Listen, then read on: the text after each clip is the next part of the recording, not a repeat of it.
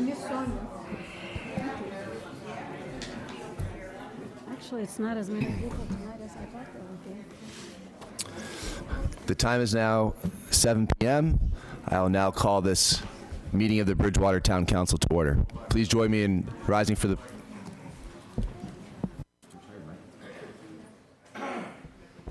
Hello, hello? No sound. No sound? I have to talk loud tonight. Might have to. I think you'll do well with that. Sounds like yours is on. Can't hear me. Testing, testing.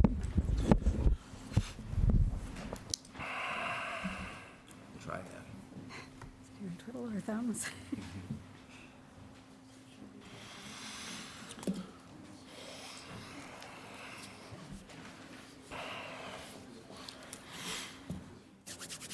Sonia on. Sonia on? Yeah, I think so. We test her mic.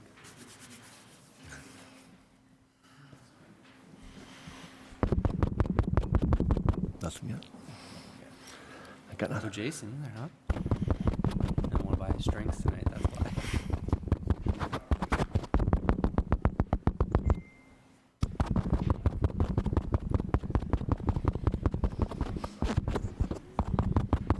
Nope, maybe.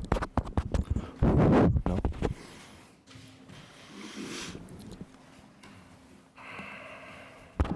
Oh, there we go. All right. The time is, wow, that's loud. The time is now 7:02. I will now call this meeting of the Bridgewater Town Council to order. Please join me in rising for the Pledge of Allegiance. I pledge allegiance.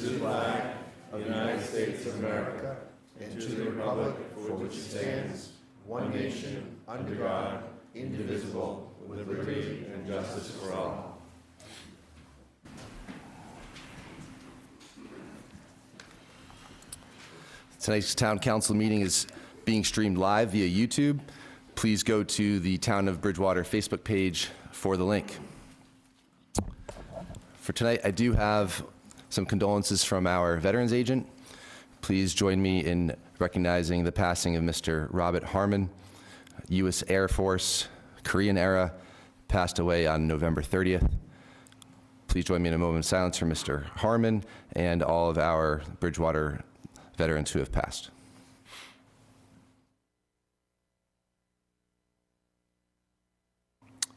Thank you.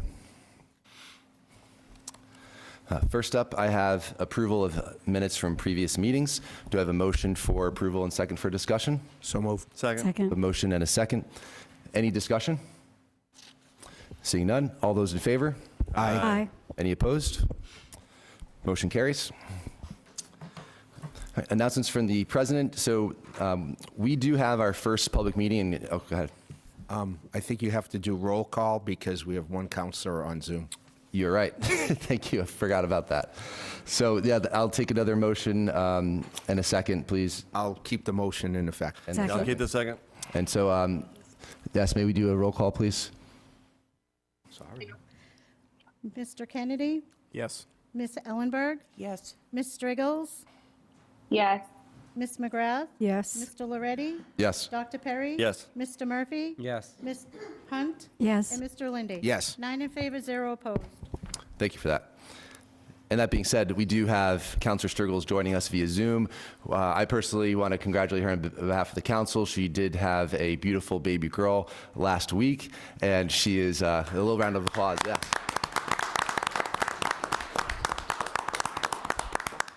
Baby Georgia, and yeah, she is healthy, and she is joining us via Zoom. She is committed to her position here, and she couldn't be here with us in person today, but she'll be joining us via Zoom tonight. We do have our first public meeting in quite a while. That will be right before our first scheduled council meeting in January. That will be January 6th. And what that entails is that we will be entertaining submissions from residents on any matters that you'd like to bring before the council. So how that will be done is there will be a public notice that's in the enterprise. The submissions will be going to our council clerk, and those submissions are due midnight on Tuesday, December 30th. So that is a week before the meeting. We will review those submissions, and then we will put them on the agenda for that public meeting. That public meeting will be here in council chambers before our regular council meeting. And Debbie, that's at 5:30 we decided is going to start? So that public meeting will run from 5:30 to 7 p.m. and we will have our regularly scheduled council meeting after that. If any councilors want to submit any items for that, please make sure that that's in by the deadline. And obviously our regular rules for submitting articles of legislation for our regular council meeting are still in effect. But if you want anything on the public meeting, then please go ahead and do so. I'm personally excited to have some more public engagement, and I look forward to the meeting. We do not have any proclamations this evening. We will now move into item D, which is citizen open forum. Due to Massachusetts open meeting law requirements, discussions will not take place during public comment periods. If appropriate, responses to questions and concerns will be given by the town manager at a future town council meeting. Anyone may come up and comment at this time. You may comment for up to 3 minutes. Please state your name and address for the record.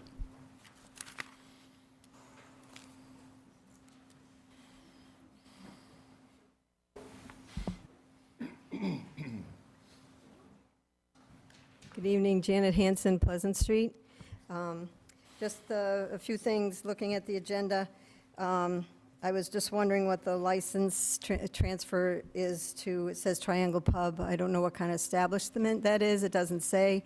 Also, looking at the application, there's not it's blank, nothing is checked off, unlike the other license that's coming up has everything checked off. So I don't know if that's a fluke or it's not completed.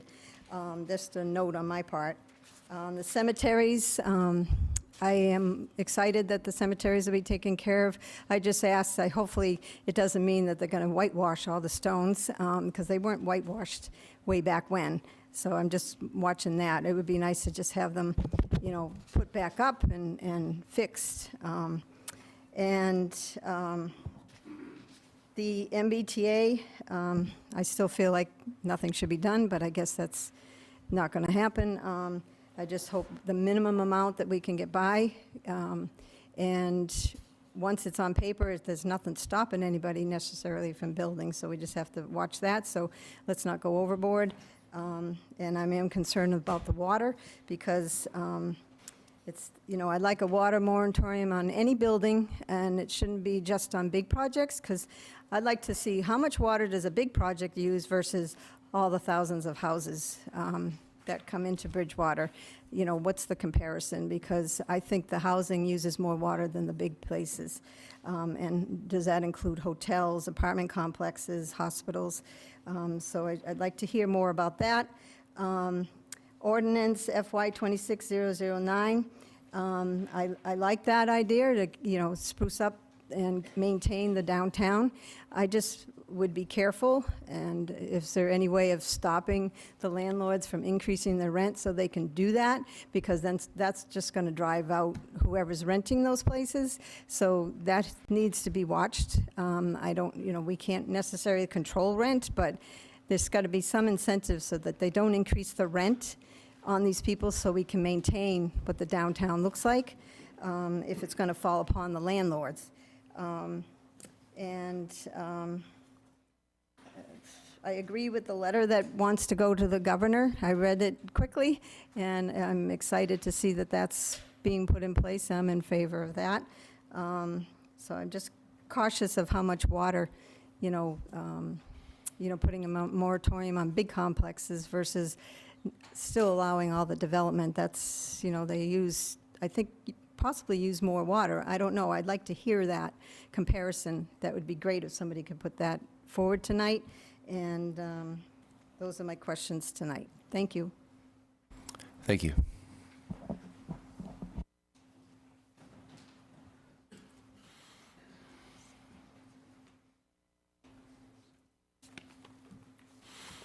Scott Pitta, Pine Street. And try to make this up on the fly. I kind of was deciding whether or not I wanted to speak and what I wanted to say.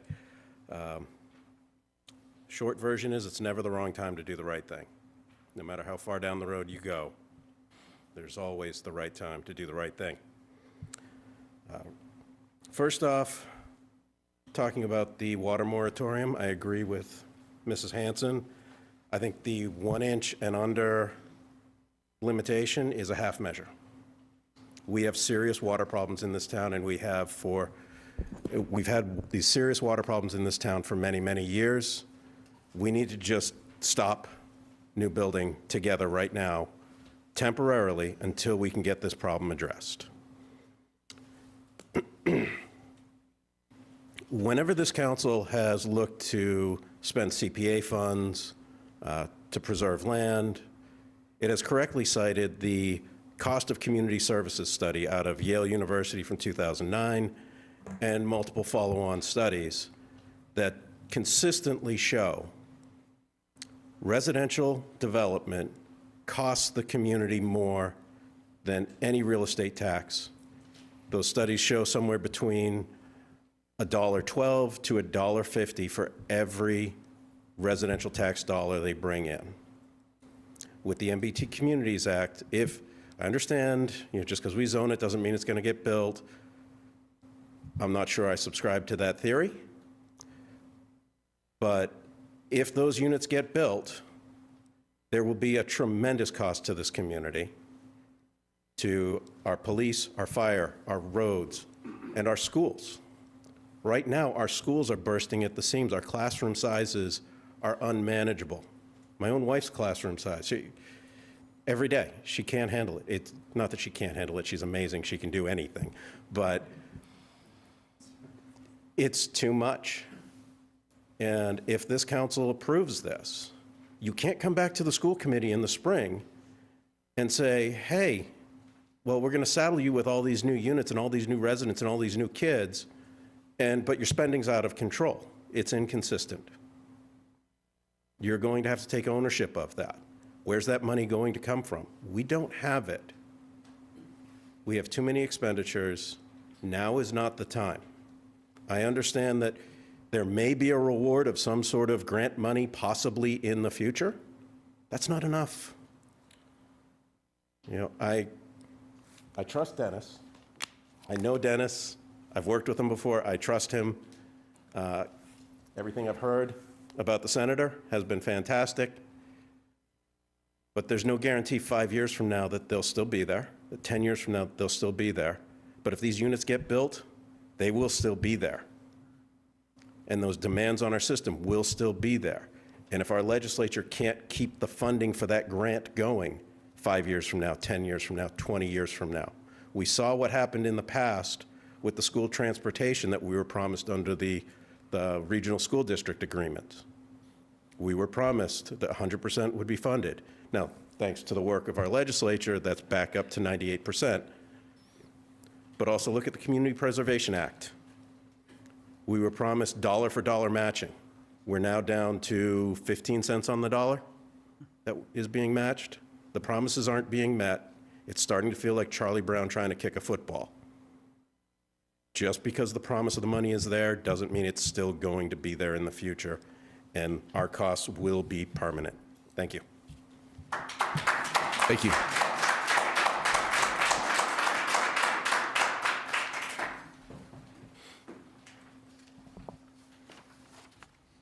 Carlton Hunt, 80 Housing Street. Before you start the clock, is the MBTA zoning a hearing, or is this the only chance for the public to talk? It is not a hearing, and thank you for that. And I missed that in my president announcements. We do have it on for discussion. And one of the things that we don't normally do is allow citizens to engage in that discussion and come up and speak through the chair to the council. It's something I'm going to allow to tonight. So for those that are waiting to come up tonight, if you do have specific commentary on the MBTA Communities Act, I am going to allow citizens to come up during the discussion period and, like I said, speak through the chair. Thank you. I will hold my comments till that time. I want to respond to Mr. Pitta's comment. CPA never promised 100% every year. We were lucky. We were some of the early people, and we got 100%. We are now averaging about 33% funds because other towns, such as Boston, came in. It really knocked down the percentage. Thank you. Thank you.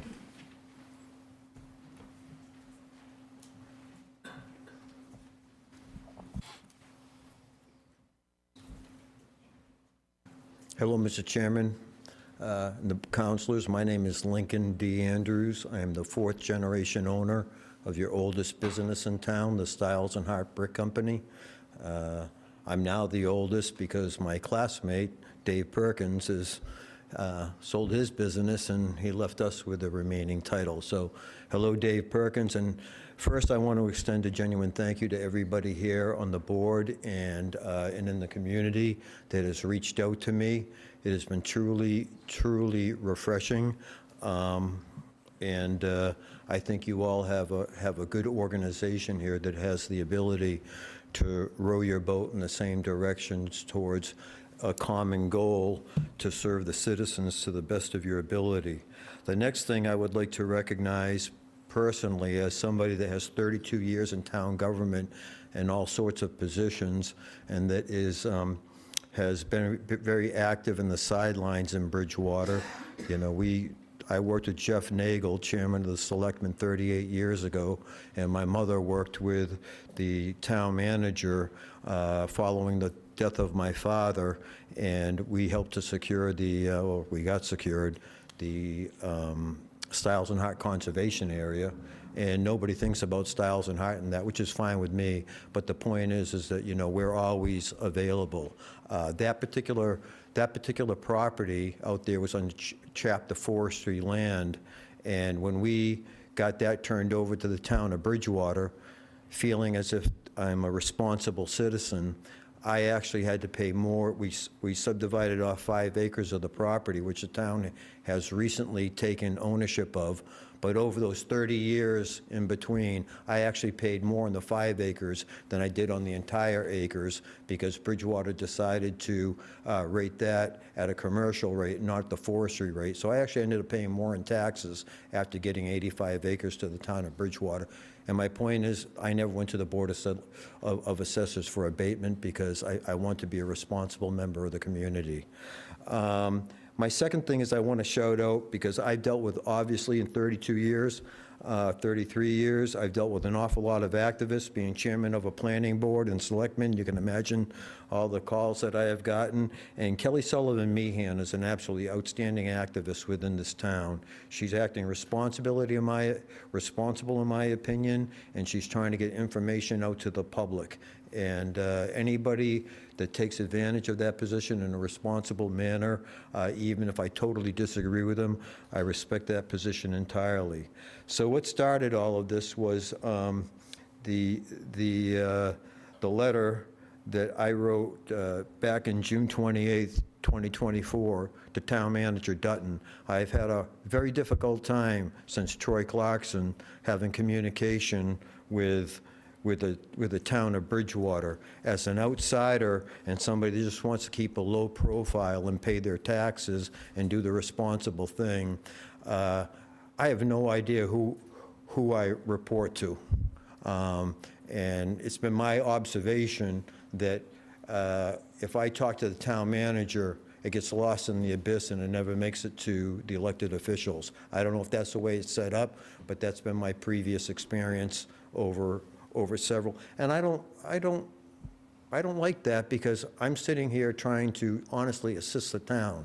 And so the letter wrote, and Mr. Andrews, we're at 3 minutes. Would you mind wrapping up your comments, please? sure, we Thank supply. you. It goes by fast, I know. We're nationally recognized. I'm here to help if you guys want to help, and that's it. Thank you.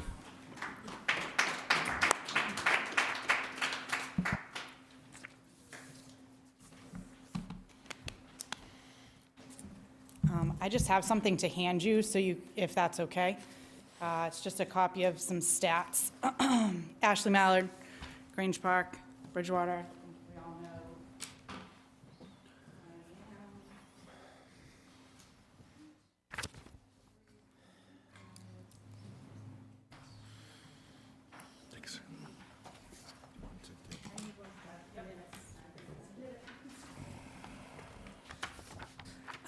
Okay, so what I am handing you is just some stats I have on the high school. But Mr. Powers will be giving a presentation tomorrow at the school committee meeting where it shows more of the whole district. It's just, frankly, was too much for me to print out on my home printer. Okay, so I'm back. I know I haven't been here in a while. Frankly, the start of school was a tough start. My stats, just alone, you can see I teach 9th grade. From 2022 to this current school year, there's been a 50% increase in the class sizes. 50%. In 2022 and 2023, there was collectively a higher student population. But because you had more teachers in the school, the class sizes could be smaller. We have smaller class population because a lot of kids left. I had kids already in the middle of school year whose parents took them up and moved. And then my class sizes are larger. 33 is conservative because you might have a class, and this is just, I'm talking to like my particular content. 33 is small because, as some of you, I appreciate, came in and saw, I might have a class of 36 and then one class that might be 31. What these don't show you when you look at the math classes, we have some math classes that are in the 40s. Stats, I think, is 39. We've had a huge increase in the class. AP US went up 88% just from last year to this year. How well are those kids going to be prepared? And then the elementary school and middle schools are suffering. And I think there's a loss in the community to understand if a parent sent their kid in the elementary school and the class sizes seem the same, those are still ridiculously high to see a 28 class in kindergarten. Okay, where I have friends teaching in districts that are financially strapped, look at Whitman-Hanson, and they have class sizes 14, 15, 18, 20, and we're double that. So that's not where we want our kids to be. And I've heard from leadership in this town council that we want to reduce the cost of special ed. I am telling you, it will go up. I know that in the elementary school, from a meeting I just came from, that there are reports that more and more parents see their children suffering from reading and basic writing skills and basic math skills. So they want testing, which means that child will most likely, on some level, eventually qualify for more special ed needs because we are failing to meet the basic needs of one-on-one small group settings. Okay, so that's a real issue. The safety issue of having 34, 42 kids. Mind you, in the library, there are studies with 160 kids, 120 kids. On days that there are teachers absent and you can't get subs and everyone has the flu last week, you're packing the auditorium, the cafeteria, and the lecture hall. You can't always do the lecture hall because some classes have to be in the lecture hall. You might have 2 staff members covering those. You have seniors who have double studies and get to leave the building because we can't manage that many kids at the same time. The senior might love it, but how well prepared is that kid to compete with other people? And I can tell you this, some people are saying we used scare tactics last year. Not one thing that the superintendent said didn't come true. Actually, one. Instead of charging each kid $900 because we got the little bit of extra money, it's down to $600 per student, per activity. I think activity per sport, no cap. The latest I saw was one parent complaining that they're going to spend on their kids, because multiple kids at the high school, $5,700 this year for sports. People are making choices. So some sports teams are not fielding. You might not have a freshman. Middle school dropped sports. So how is a Rainham kid going to compete with a Bridgewater kid when one whole team doesn't get, one whole team doesn't get even played opportunities? We're not having equitable opportunities for kids who are financially bound. Not a kid who qualifies because they're so low income, but a kid who comes to me and says, my family had to make a choice. This is what this community is supporting. I want to acknowledge the people who work real hard in here to say that you have a water emergency, but stop pretending like you don't have an education emergency. Stop. Put it on every single thing. You need someone to come and speak and give you an update of what it's like. 2.5, 2 years ago, 2 cycles ago, I had a total of about 100 students. I think I look back at the stat, 160 students. In my 5 classes, I have 171. What type of feedback can I provide? The people who came through saw that I had to spread out a class into 2 classes because I had an empty classroom, and they do a walk around and they learn better, independently learning from each other, seeing primary sources. But I can't walk around with them because I have to stand between 2 classrooms to monitor 2 groups of kids. My own leadership and town council couldn't make time to show up, which I understand. We all have busy lives. But imagine suggesting that volunteers can show up to help run these classes. It's just not reliable. We need the leadership to get these kids back into reasonable class sizes. And there's 2 things we have to think about. Actually, we're a little over 3 minutes, so if you could. Okay. Thank you. This is what I want you to think about. What are you willing to cut in town to make us even mediocre next year? Because you don't have the money. What are you willing to cut? Start saying it to the public, because last year when I brought this up in January, and you guys started saying you had a deficit in like April, everyone was like, whoa, whoa, this is out of nowhere. You know you're gonna have a deficit. You know it. You're not funding the fire department in the way that it needs to. Police will be doing overtime because they can't hire extra staff. Where are you gonna cut? Library? You're not going to start filling the new building at the fire department? You're not going to have enough staff at the senior center? I want to know, as a citizen, I want to know what you're going to cut in town to even underfund public schools. Thank you. Thank you.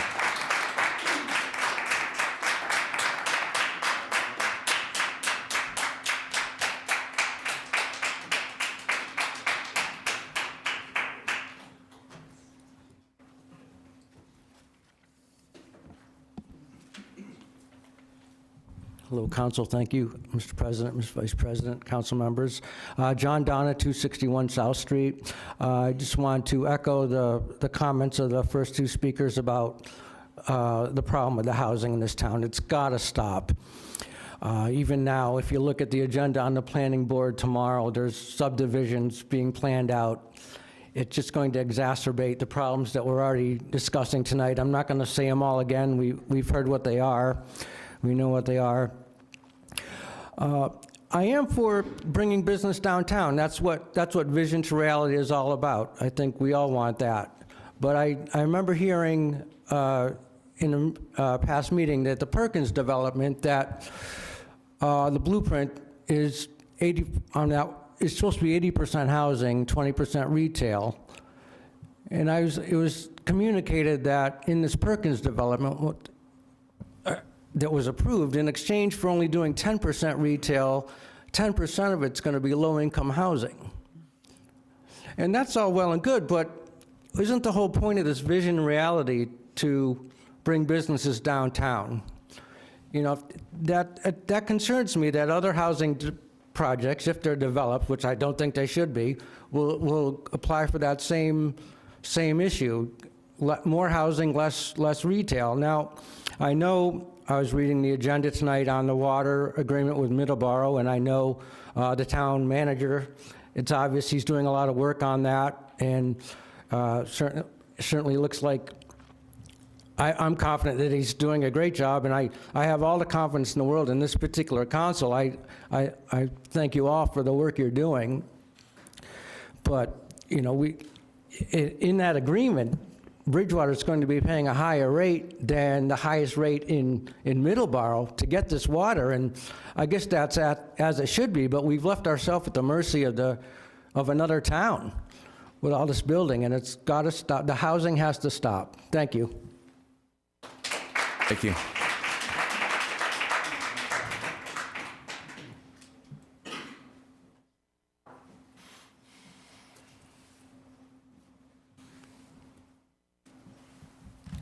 Steph D'Amelia, Harvest Lane. I'd like to publicly apologize to Mr. Andrews for being shut down a little early. It's kind of embarrassing, as I watched him in Middleborough speak for quite a long time to try to get his point across. The gentleman right here that's trying to help us, and shutting him down is really embarrassing. So I don't know if we could fix this down in the future. 3 minutes is not enough, especially it's something that important. I asked a question before. I can't remember how many meetings ago. It was, I think it should be investigated or looked into by you people, if there was a new water main installed on the Flag Street project. I know we allocated money to do so. Still not sure if that was done or not, and now the roadway is paved, so I don't know if we're going to dig it up again, or I don't know how that works. Maybe it is there. I'm not sure. I'd like to know that answer. I know we're in December now, halfway through December, and I was wondering if there is a time frame for the water ban to be lifted anytime soon, or will this carry right into spring? That's concerning to me. If we're in a water ban and we're less than 90-something days away from when there's going to be a major influx in water usage. So I'd like to know if that water ban will be lifted before spring. And I know we have our existing water infrastructure throughout our town with wells and towers and all the mileage of water mains underground. I'd like to know what our current infrastructure is capable of pushing out as far as gallons per day, and what our current infrastructure is designed for, regardless of what we're permitted for from the state. Thank you. Thank you.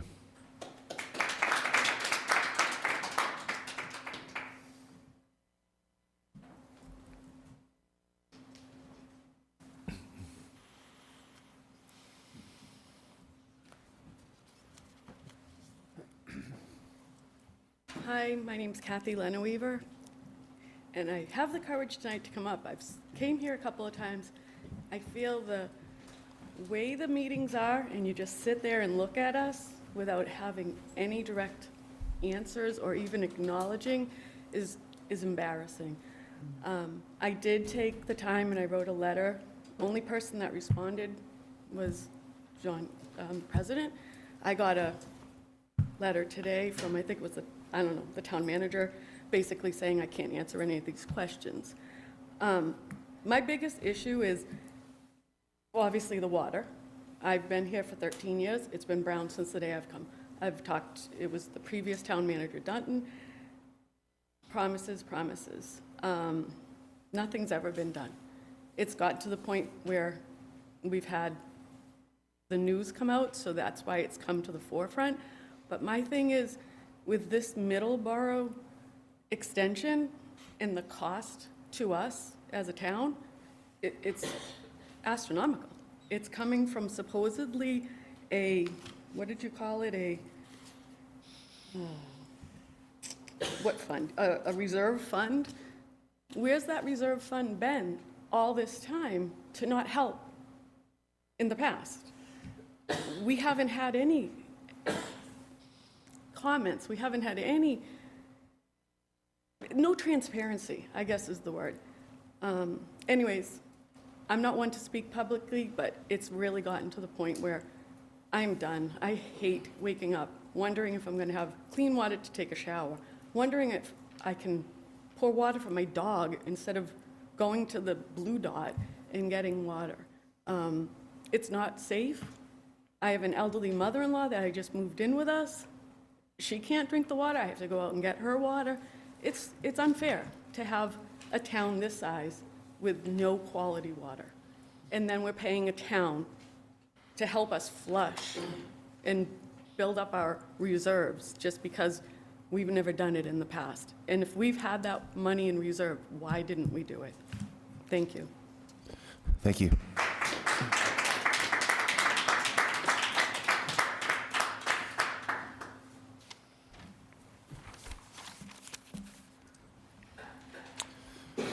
Would anyone else like to come up and speak? Okay, thank you for those who came up to speak tonight.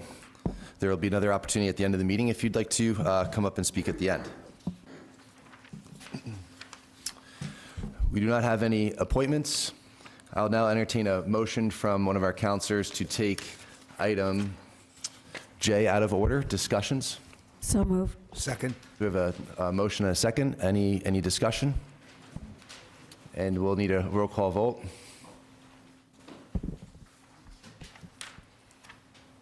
Mr. Kennedy? Yes. Ms. Ellenberg? No.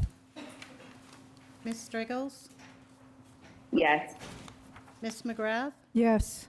Mr. Loretti? Yes. Dr. Perry? Yes. Mr. Murphy? Yes. Ms. Hunt? Yes. And Mr. Lindy? Yes. 8 in favor, 1 opposed.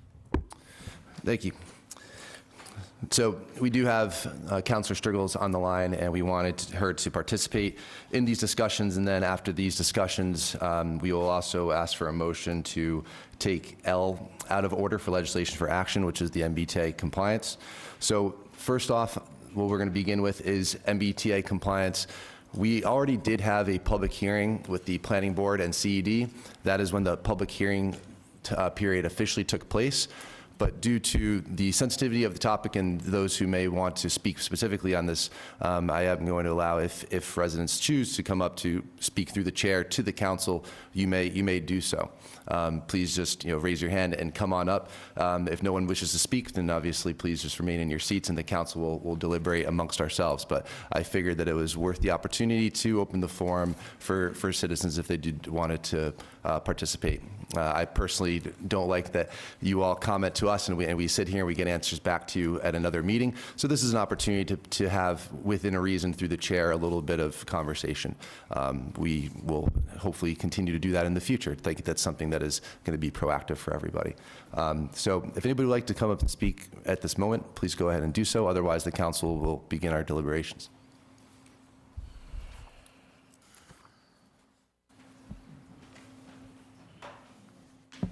Carlton Hunt, 80 Austin Street. Thank you for allowing this public to speak. It's the first time I think I've experienced that.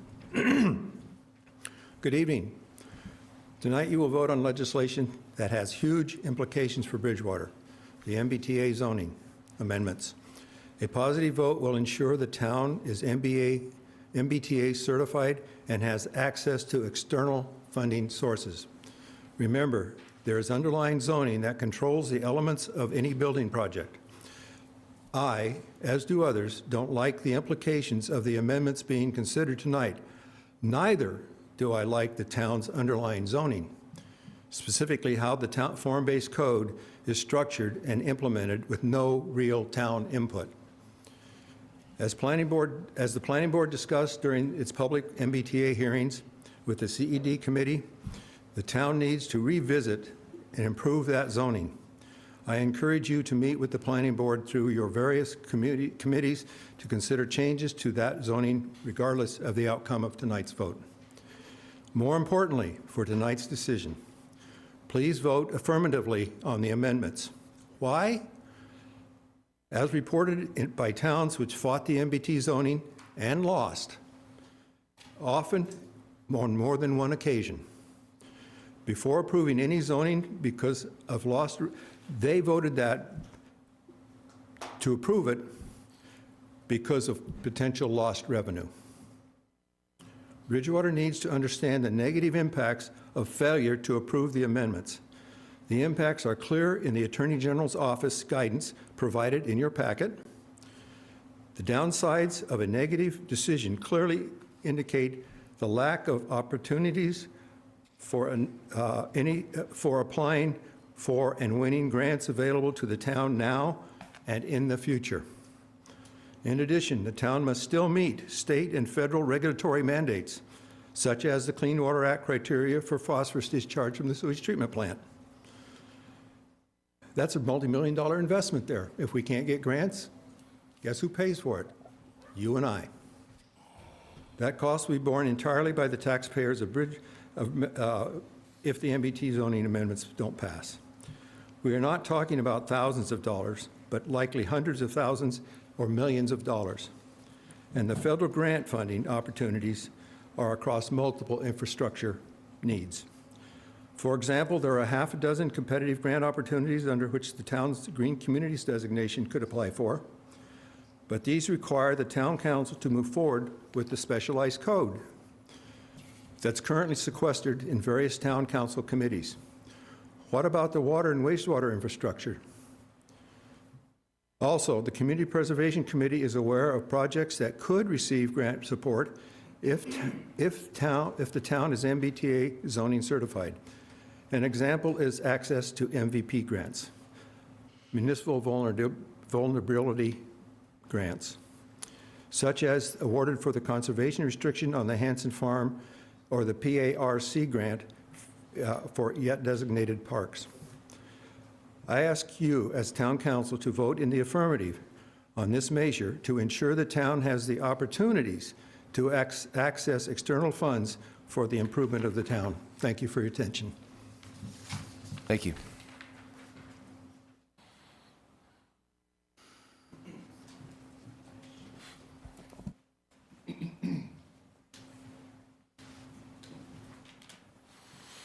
Steph D'Amelia, Harvest Lane.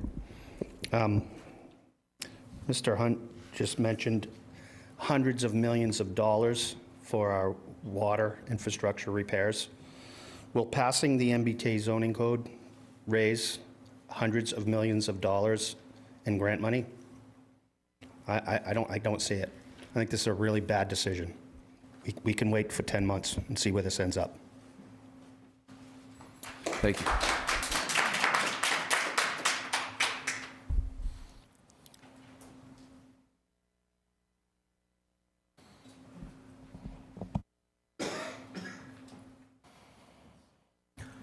John Donna, 261 South Street. I know a lot of you weren't on the council when this vote came through back in 2024, I believe, and I suspect a lot of you would not have voted for it if this went before the council now. But I have spoken on, I'll let you make your own decision tonight. I'm not going to push you either way. I just want to say that I think it's incredibly wrong that the state would force a town to do this kind of building or else, or will turn your town into rubble by withholding funds or clawing back money. And I think it's just a terrible thing done by the state government. I know other states have fought and lost. You know, I've heard our Attorney Rollins speak a lot. I'd like to see him take a chance with our Attorney General. I bet he might have had a better shot at it than the other towns. I put him against up the Attorney General any day. But again, you know more about this than I do, vote what you think is best for the town. But again, as I said in the beginning, this is just a horrible way for the governor to act, for the state legislature to act. And I won't forget, there was one person on the board that did vote, on the council that did vote against it. I won't forget that either. You can certainly put your sign on my yard when election time comes again. Thank you. Thank you.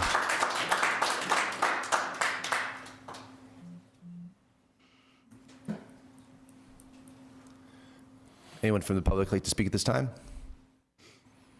All right, well, thank you for coming up. The council will deliberate, and if anybody has anything additional to say, then please raise your hand and come on up. So I'll open the floor to councilors who would like to begin the discussion. I have something to say. Is that okay? I wrote it down so that I'll make it as short as I can. I think it's wonderful to see so many citizens joining in the conversation about whether to support or deny the MBTA Communities Act, because it isn't just here tonight that we're talking about it. People have been talking about it all over town. I hear predictions, concerns, and endorsements on both sides. That shows we are an involved town where people care about happenings and each other. That is wonderful. The thing I find most important about the upcoming vote on being or not being an MBTA community is that not accepting it will put us in a very difficult place. It will mean we have little, if any, capacity for state support. I don't have this part written down. Not everybody realizes how much state support we actually get. I worked for the state for over 20 years. I answered grants and responded to grants and awarded grants. It's a constant thing that's happening with the state.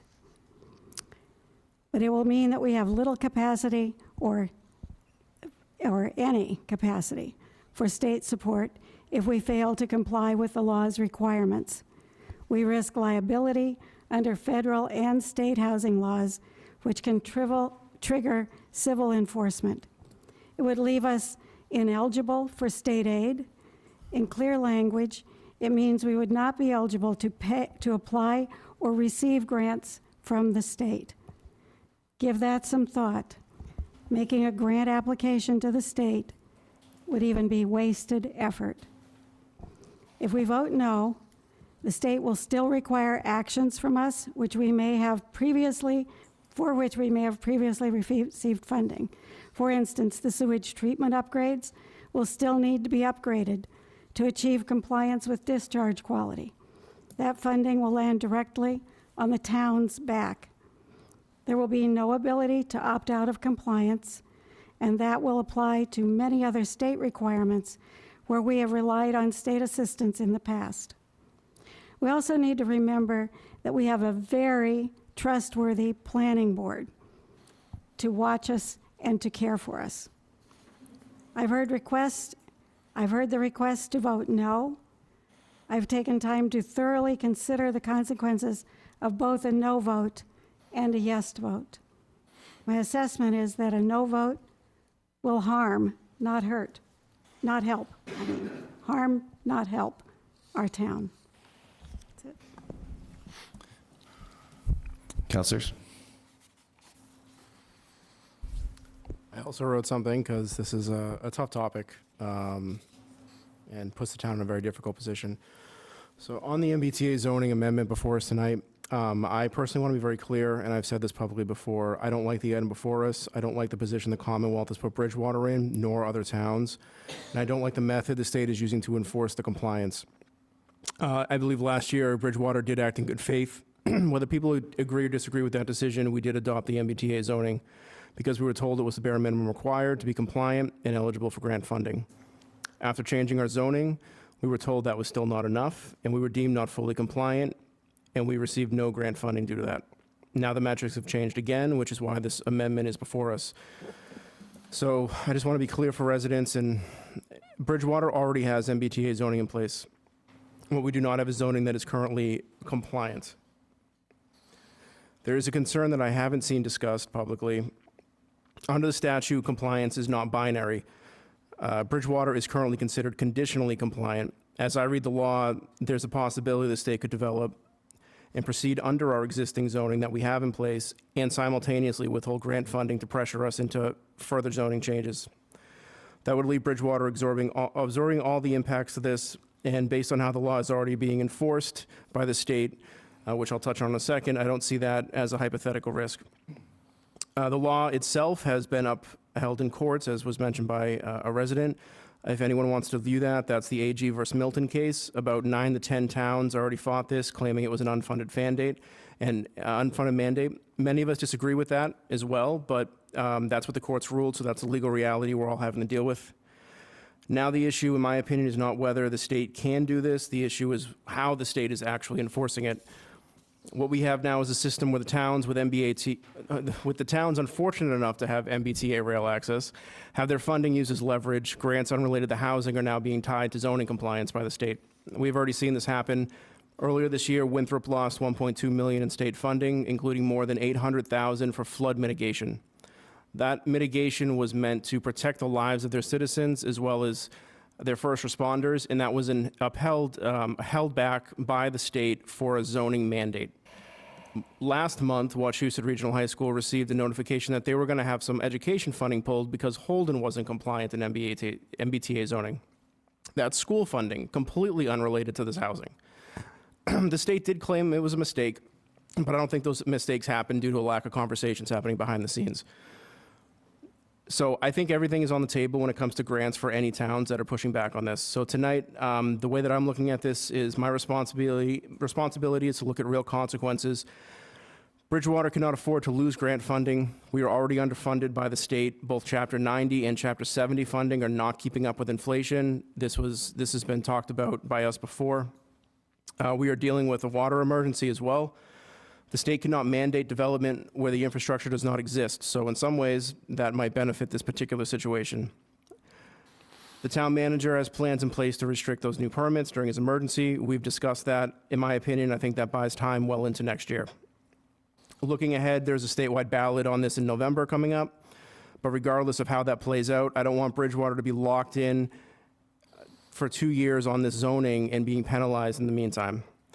So Massachusetts is one of the highest cost of living states in the country, yet for cities and towns, we are receiving well below the national average in support. And quite frankly, the average tax-paying resident is being used as collateral damage. The state mandates, withholds funds, spends on pet projects while forcing communities to choose between fiscal survival and local control. That is not a free society. That is authority being imposed on its residents. I fundamentally disagree with this policy, so I just want to be clear about my vote. I'm not voting for this because I support it. I am voting for it because from where I sit in this seat, my responsibility is to protect the residents in the town. This vote is cast under pressure and under protest, but given the risks, I think it's the responsible decision to make, and that's where I land on this. Thank you. Yes, I have some comments. I will not be supporting the MBTA, and I know that cases have gone against the towns that have tried to evoke this. However, we have a declared water emergency on our hands. That was mandated by Department of Environmental Protection, DEP. I would argue that that state agency has jurisdiction over it and can thwart the housing mandate, because we cannot support housing with our current water situation. So I think the responsible thing to do is to wait for the 10 months and see if the citizens of Massachusetts rescind this 3A, which has been put on by citizen petition onto the state ballot. So that's my position. Thank you.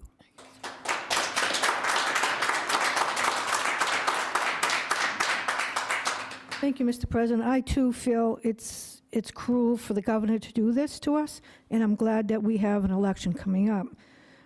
The thing I've looked at, we do need the grants for the water in the road because we don't want our taxes raised, and as we saw in the field override, residents don't want that.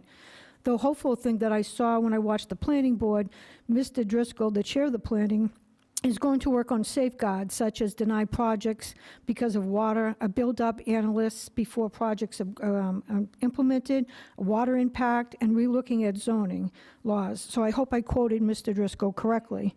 The MBT, like Mr. Kennedy said, is coming up on the ballot. So if we see this is not working, it's overtaking us, the residents have a right to vote no.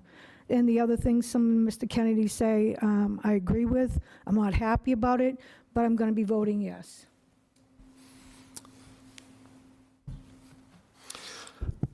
Thank you. Again, I'm, the initial zoning amendment is sponsored by myself. Again, we're in a tough situation. The state has created this for us. Lawsuits have been made, and obviously towns have lost. The town's in a precarious situation financially. To turn away any potential grant money, it could be a little bit, it could be a whole lot. We don't know how much it is until we potentially apply through a grant writing process or a federal funding process. But to not comply at this point, when it takes a couple small changes in language, would really be, biting ourselves in the nose here to spite ourselves. To not take advantage of the potential ability to get monies for water, for roads, for schools, whatever we could potentially do. As been mentioned, there is an election coming up. If there's a change in the leadership at the top and MBTA Communities Agreement goes away, then great, we change course and we make changes. But if it stays in place, and at least we'll be compliant in order to receive those grant monies. There's also mentioned when it comes to planning board and approvals of projects. Again, if we currently do not have the water capacity, then those projects will not get approved. But we're trying to make strides and improvements in the water situation. So down the line, if we can get those projects on board and we have the capacity to take on those projects, then we'll do so. As again, we need income as a town, so we need to have at some point some growth that's going to provide revenue to the town of Bridgewater. So I will be supporting this as well, as again, the small changes needed to keep the grant funding going is, I feel, the most important thing for the town at this stage. Thank you.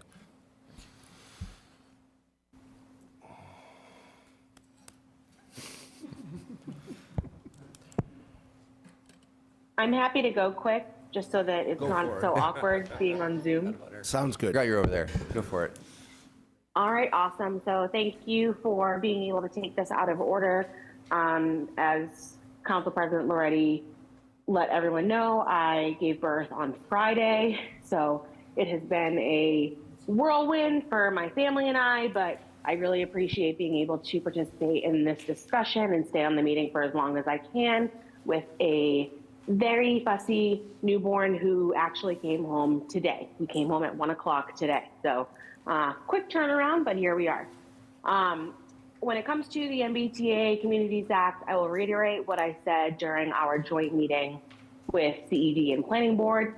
As the original sponsor of the amendments, I didn't love the fact that our first round of an application, number one, seemed to have some inconsistencies that we were then clearing up in the 11th hour now, but also that it simply wasn't enough. So we were able to potentially put everything on the table and everything in pen to paper form for the state, and all for that, for the state to just come back and say, well, still not enough, move the goalposts, here are the changes.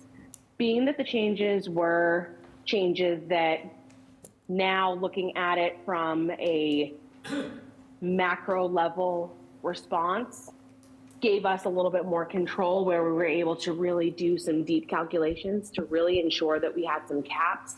I do think that that gave our town itself a little bit of control over the situation, and all of the information that we've then been able to gather about being able to deny projects based on infrastructure and not having to overburden ourselves. I'm not happy that we have to go through this process of bowing down to what the state wants us to do, but I agree with my fellow counselors that I feel that the risk of not doing it may be greater than the risk of doing it in the big picture sense. So I will be voting yes. I feel that it is an imperfect situation for sure, but I also hate the idea of looking at our residents in the face who said they did not want their taxes raised and say, okay, well, we could alleviate $1 million here or less or more in the form of grant funding that would be less of a burden on them financially. So I'll be voting yes, and I look forward to the rest of the discussion. Thank you, Councilor Strigels. Council President, I wanted to thank you for putting this on as a discussion item and allowing citizens to speak about it, and I appreciate the citizens that have come out. This is disgusting on the part of the Commonwealth of Massachusetts to do this to a town. Unfortunately, the cart is before the horse. We have our legislative delegation sitting here, Senator Driscoll and State Representative Gallagher, who are here to help us, here to serve us, and are working hard to help us with the water situation and budgetary numbers. So we don't know what they're going to say yet. We also have a water moratorium feasibility discussion, and we have this discussion. The more I listen to all of this, the more I feel upset about the fact that we have a water emergency. We have a school emergency. We could have a library, senior center, veterans emergency. We have a police and fire emergency. We have a lot of emergencies. The money that is on the table that we're going to get, even though I still have never gotten a real number as to what that grant availability is, I don't think we can throw the money away. I agree with what my fellow councilors have said here at the table. We have a gun to our head. We literally have a gun to our head. You're going to comply, or we're going to kill this town. The state, unfortunately, doesn't pay us for what they should for the prison anymore. We pay for the MBTA to come here, and we get 55, maybe 60,000 from Bridgewater State University. We do get other funds too. We don't get a lot from, we get funding from the state, but now there are strings attached. I don't think we have a choice. You have to sometimes have courage to do what's right. I'm going to vote yes. Thank you. Councilor Murphy, you have something? Yeah, thank you. I don't think I'm going to say anything new here, so I won't take up too much time, but agree with my fellow councilors. Unfortunate situation, unfortunate legislation. As chair of the Budget and Finance Committee, knowing the challenges that are ahead of us, hearing from our fire chief, hearing from members of the school, there are too many challenges in this town to turn away any sources of funding. So I will be voting yes this evening on this as well, for the sole fact that our town needs the funding and our taxpayers cannot bear the burden of any more increases. I understand the challenges that we've had with our water system, and any more building will only put further strain on these systems, but we need to take other measures, and I hope that comes up in following discussions that will happen here tonight. But we need to take other measures to protect ourselves against the building.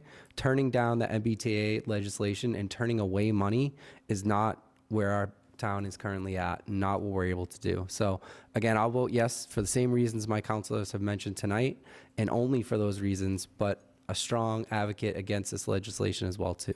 So thank you. Anything further from the councilors?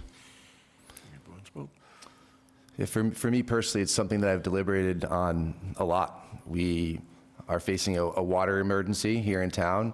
We have a lot of infrastructure issues that I'm keenly aware of, something that initially got me interested in getting involved. And we obviously have funding issues at our schools. And I've gotten back and forth a lot on this. And what I go back to is my principles. And my principles tell me that I'm not going to allow authority to force me to decide what's best for my community. I think that I and my community know what's best for our community. And seeing what we're being faced with, we have a water emergency. We are 2 years away probably from entertaining any sort of meaningful development. So practically speaking, what's the point of passing this other than just saying that we passed it and appeasing authority?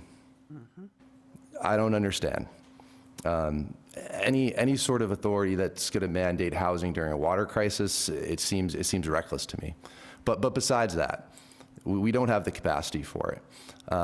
This game of you have to comply, otherwise we're not going to fund you, it's not a game that I'm willing to play. It's not something that I'm going to support, simply. I don't see how I could. People ask, how do we get here? How is this happening to us? It's because all of these little decisions along the way that have put us in the position. You know, we've decided to not fund our town enough and not make investments into our infrastructure, and here we are, and we seem to have to vote yes in order to get money to fund the things that we need.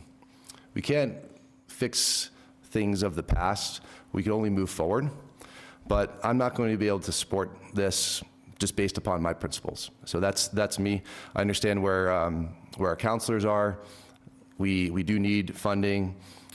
If that's the game that we have to play right now, I totally understand, and we'll move forward as a community no matter how the vote goes. We are not voting on this at the moment. It is just a discussion, so we are going to press pause on that. We do have a couple other discussion items, and then we will bring this back.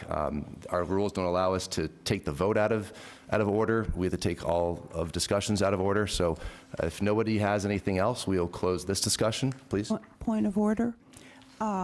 We have been discussing the water emergency and potentially making this MBTA untenable. We have had Mr. Lincoln Andrews appear at our meeting. I would like to formally request that Mr. Lincoln Andrews, who owns conservation land in Bridgewater, make a presentation to the town so we can hear it, and perhaps we won't be 2 years out. So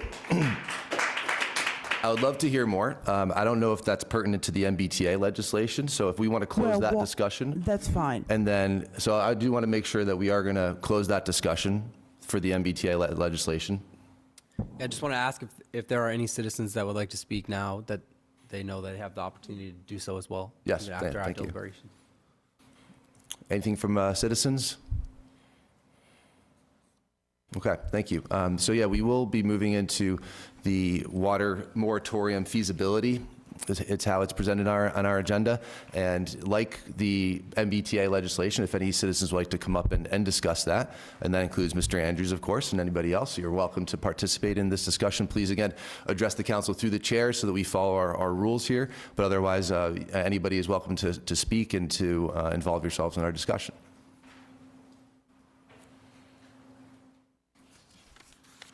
Okay. Okay. So if anybody would like to come up and speak at any time, you're welcome to do that. We don't have the 3-minute rule during the discussion period, so we can continue to speak here amongst the council. If anybody changes their mind, please come on up. So we do have the water moratorium feasibility here.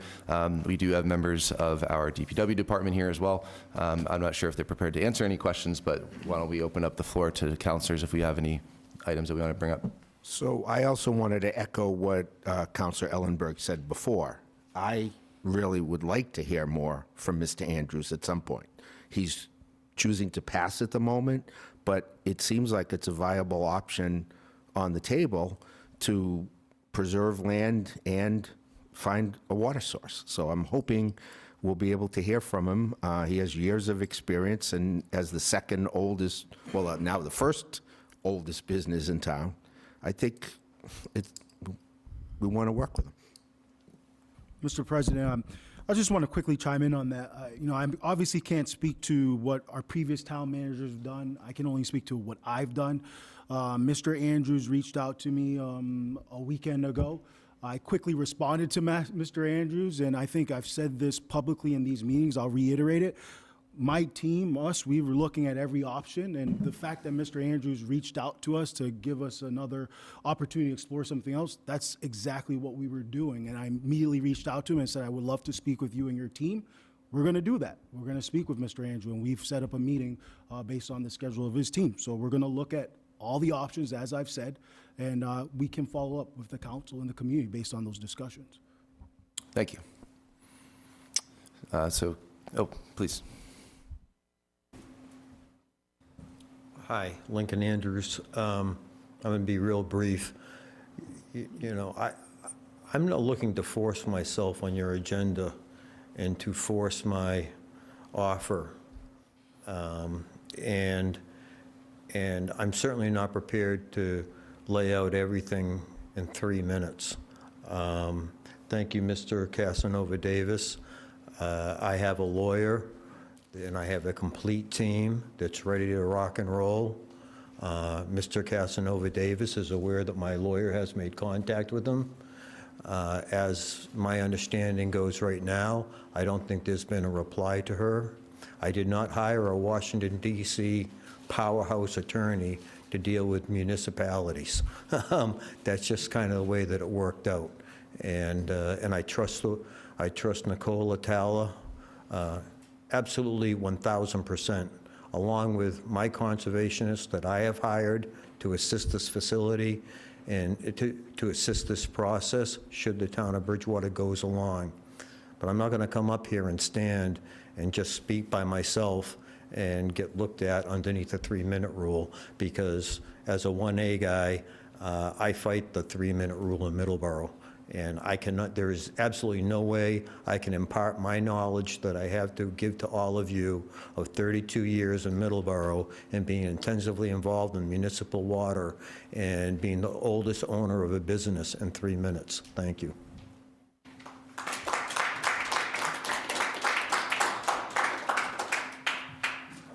Council President, Mike. I just wanted to note that I believe you said that the 3-minute rule did not apply. I did. This discussion. Not currently. Okay, just Yeah, wanted it does not apply at the sure. moment. So we could speak for longer than 3 minutes ourselves, of course, and citizens, as long as it's relevant to the conversation, of course. So who would like to take the floor next? Comments on the water moratorium feasibility? I think the water moratorium is absolutely needed. We are currently scheduled for 1,434 additional units in our town. We are not able to limit the number of people per unit, so you can get, 6 people in a 2-bedroom, that kind of thing. This will impact our schools, this will impact our police, our fire, all of it. The current MBTA thing allows for a 1-inch main rule, which will keep the small housing still going.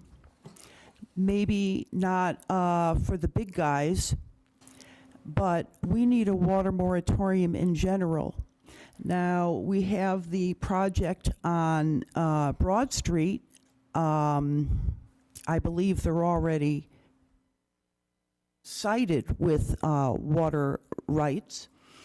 But we need a moratorium, and DEP has backed the town in saying that we have a water problem. So I think we need to go forward with a water moratorium, and let's be real with what's happening, and let's not push it down the road. Thank you. I think if the state is going to force us to do certain things, like MBTA compliance, maybe we have to tell the state, we're going to turn off the water on 2 of your properties. We have the largest, I think it's the largest ratepayer, which is BSU. It's a lot of water. When I heard that there were 750,000, I love the college. I really do. I moved here because the college is here. Okay, I looked at West Bridgewater and East Bridgewater, and I decided to come here. My grandson's here. That's why we really moved here. But they use a lot of water. So does the prison. We need to keep paying the state, paying the state, paying the state. They're telling us what to do. Maybe we got to do something. I mean, we got, I heard the comment from the resident about more water usage with residential units and subdivisions versus big projects. Depends on what the big project is. If the big project is residential, they're going to use a lot of water. I mean, I believe I had other counselors before that actually talked about proposing this before, and it was kind of shut down. Previous administration, not current leadership, not current town manager, okay?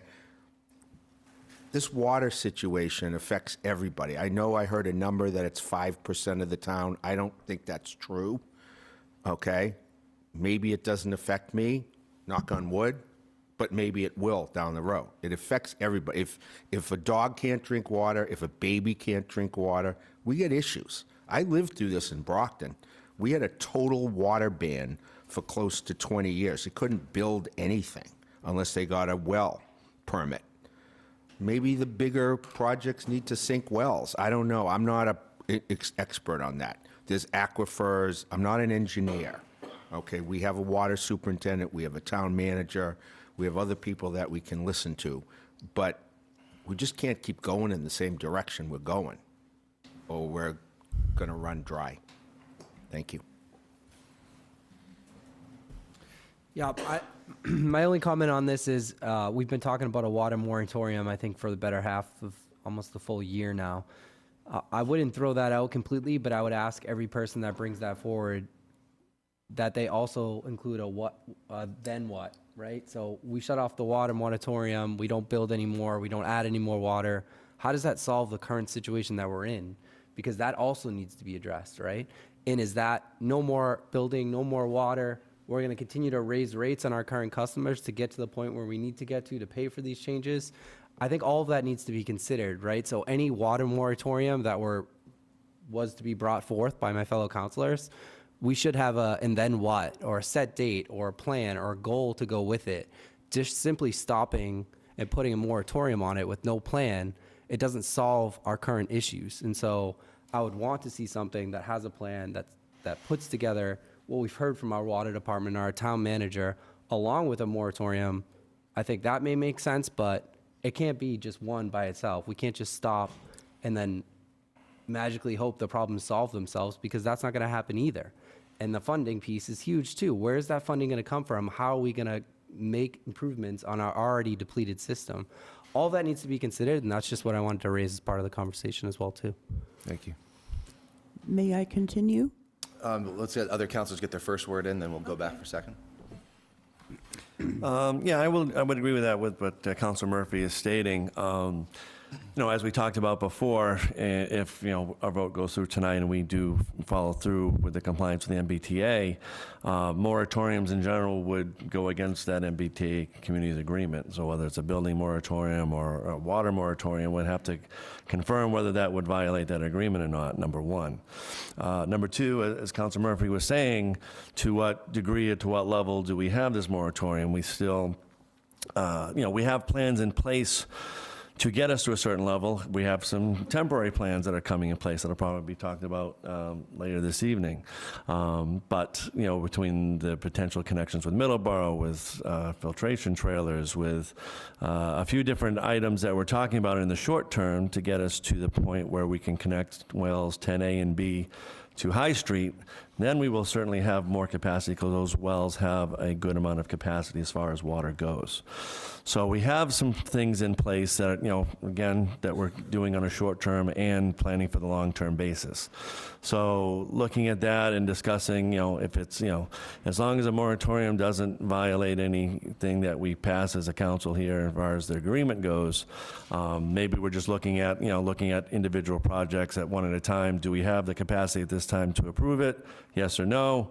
And if not, then, once we are in a position to accommodate that particular development, then they could get the approval at that point in time without coming out and saying a dramatic, moratorium on water in itself or building in of itself. Because again, as far as I know, those could violate an MBTA communities agreement. Thank you. Yeah. Mr. Casanova, Davis, can I ask you one question? Does the DPW give a water impact to the planning board before the project or whatever development gets to the planning board? Do you know if they do that? No, typically, no. So maybe we could just do that rather than stopping all the buildings, so the planning board could look at that and know to go forward. We can't do that, maybe. I think we can have further discussion. I mean, we took it out of order. I obviously want the council to talk. I can tell you what we're doing in regards to that in terms of staff. I can dive into that a little bit further. During your I don't report. want to bend your discussion, but we'll talk about that. Okay, thank you. In regards to discussion further on this, I mean, I'm open to it. We have a lot of things moving right now on the water topic. The way that I'm viewing the current emergency status is essentially a moratorium, and that's in some ways what I've discussed with the town manager, which I hope he elaborates on during his time. But we are in an emergency. We currently have well 10s A and B off for a very good reason. We are currently at the actual capacity for the town with those wells off. And when all that gets back online, we go back up somewhere in the range of 500,000 gallons. The average single-family house does not use much water. When you obviously add an entire town together, it is a lot of water. Based on our structure that we voted to change, what actually benefits the residents as far as their water rates is having a business with a 4-inch connection. That increases their bill and lowers the collective bill. Our water bill and our water problems are paid by the taxpayers through usage. So we need to use water to actually pay for infrastructure changes. It's a complex problem. It's a discussion that I'm open to definitely having. There are a lot of legal concerns once you start doing that, especially for building that has already been approved. And I would want to avoid the town getting wrapped up in spending money on legal fees to try to prevent water from being pumped into buildings that are already within the limit we have. But I think it's a conversation that, is worthwhile considering our situation. Thank you. Yes, we have the ability to negotiate with other sources of water, namely Mr. Lincoln Andrews. And I don't know what negotiations would take place or whatever, but I do think it needs to be pursued on behalf of the town. The reason why I say this is because we are in a temporary thing for 90 days with Middleborough. Then what becomes of us?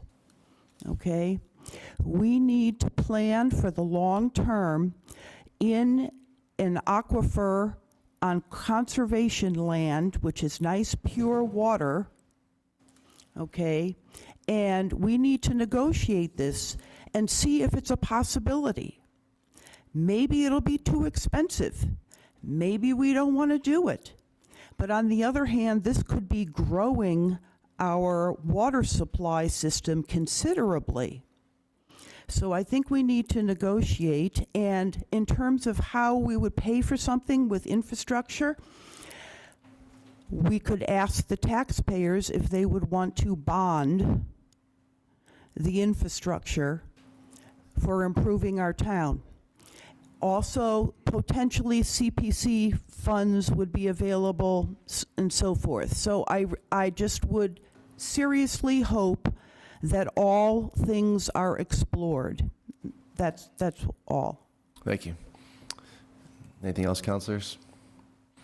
Yeah, I think at a minimum, and we'll hear more from our town manager later on, that we shouldn't entertain any new connections while we're in this crisis. I think that doesn't even need to be said, but I will say that. However, we do need to be very careful, as my councilors have said, that we don't put ourselves in any sort of legal liability by having a blanket moratorium. I think that anybody who has plans for I think of somebody's in-laws in an ADU being built, and they already have shovels in the ground. Any project that has shovels in the ground, and any projects that have been approved, then those should move forward, unless we want to open ourselves to very expensive litigation. So I think this conversation is going to continue during our water update, during town manager's report. So we could move on from here unless anybody has anything else. Okay. All right. So that being said, we will invite our Senator Driscoll and Representative Gallagher for their discussion.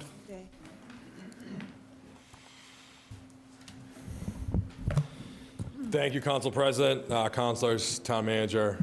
Thank you for having me here. I'm Bill Driscoll, State Senator. It's an honor and privilege to represent Bridgewater in the State Senate, of course, with my partner in legislature, Representative Gallagher, who I know you know a lot better than you know me, and not a familiar face. So it's been a great partnership with the rep, and we're happy to provide some updates on what we've been up to in the state legislature, and then if you have other items you want to discuss. I know it's been very heartening to see you all wrestle with these important topics, these very difficult topics. I'm certainly I think more familiar with one than the other that you've talked about tonight, and I'll get Rep if you want to say anything opening wise, and then we can dive into an update. I did bring a few items to update you on in terms of what we've passed in the state legislature and the Senate, and I know the rep has as well. Right, thank you, Senator, and good evening, everyone. And I want to start out by congratulating Councilor Striggles on the new addition to your family. I think that's great, and I'm glad to see that you're able to at least participate in tonight's meeting. I know you have a very important vote to take after our presentation, so I just want to touch on some highlights of what's been happening in the legislature, things that we have voted and approved on, things that I have filed on behalf of the town. And obviously, I do make myself available to the councilors and to the citizens from time to time. I know I've had many conversations with a lot of you over this past year, and brief conversations with others, but at least all of you I have had the chance to talk to. And I've held at least 9 coffee hours or open houses here or in my other town, in the town of Rainham. So some of the bills that highlight that I have filed this legislative session, the big one that I filed really, and you've all been talking about it, infrastructure. My suburban infrastructure bond bill was filed in January, and it did have a hearing in April, where I argued how suburban communities like Bridgewater, 50,000 or less residents, are not getting their fair share of state funding when it comes to grants and other avenues of helping us with our roads and bridges.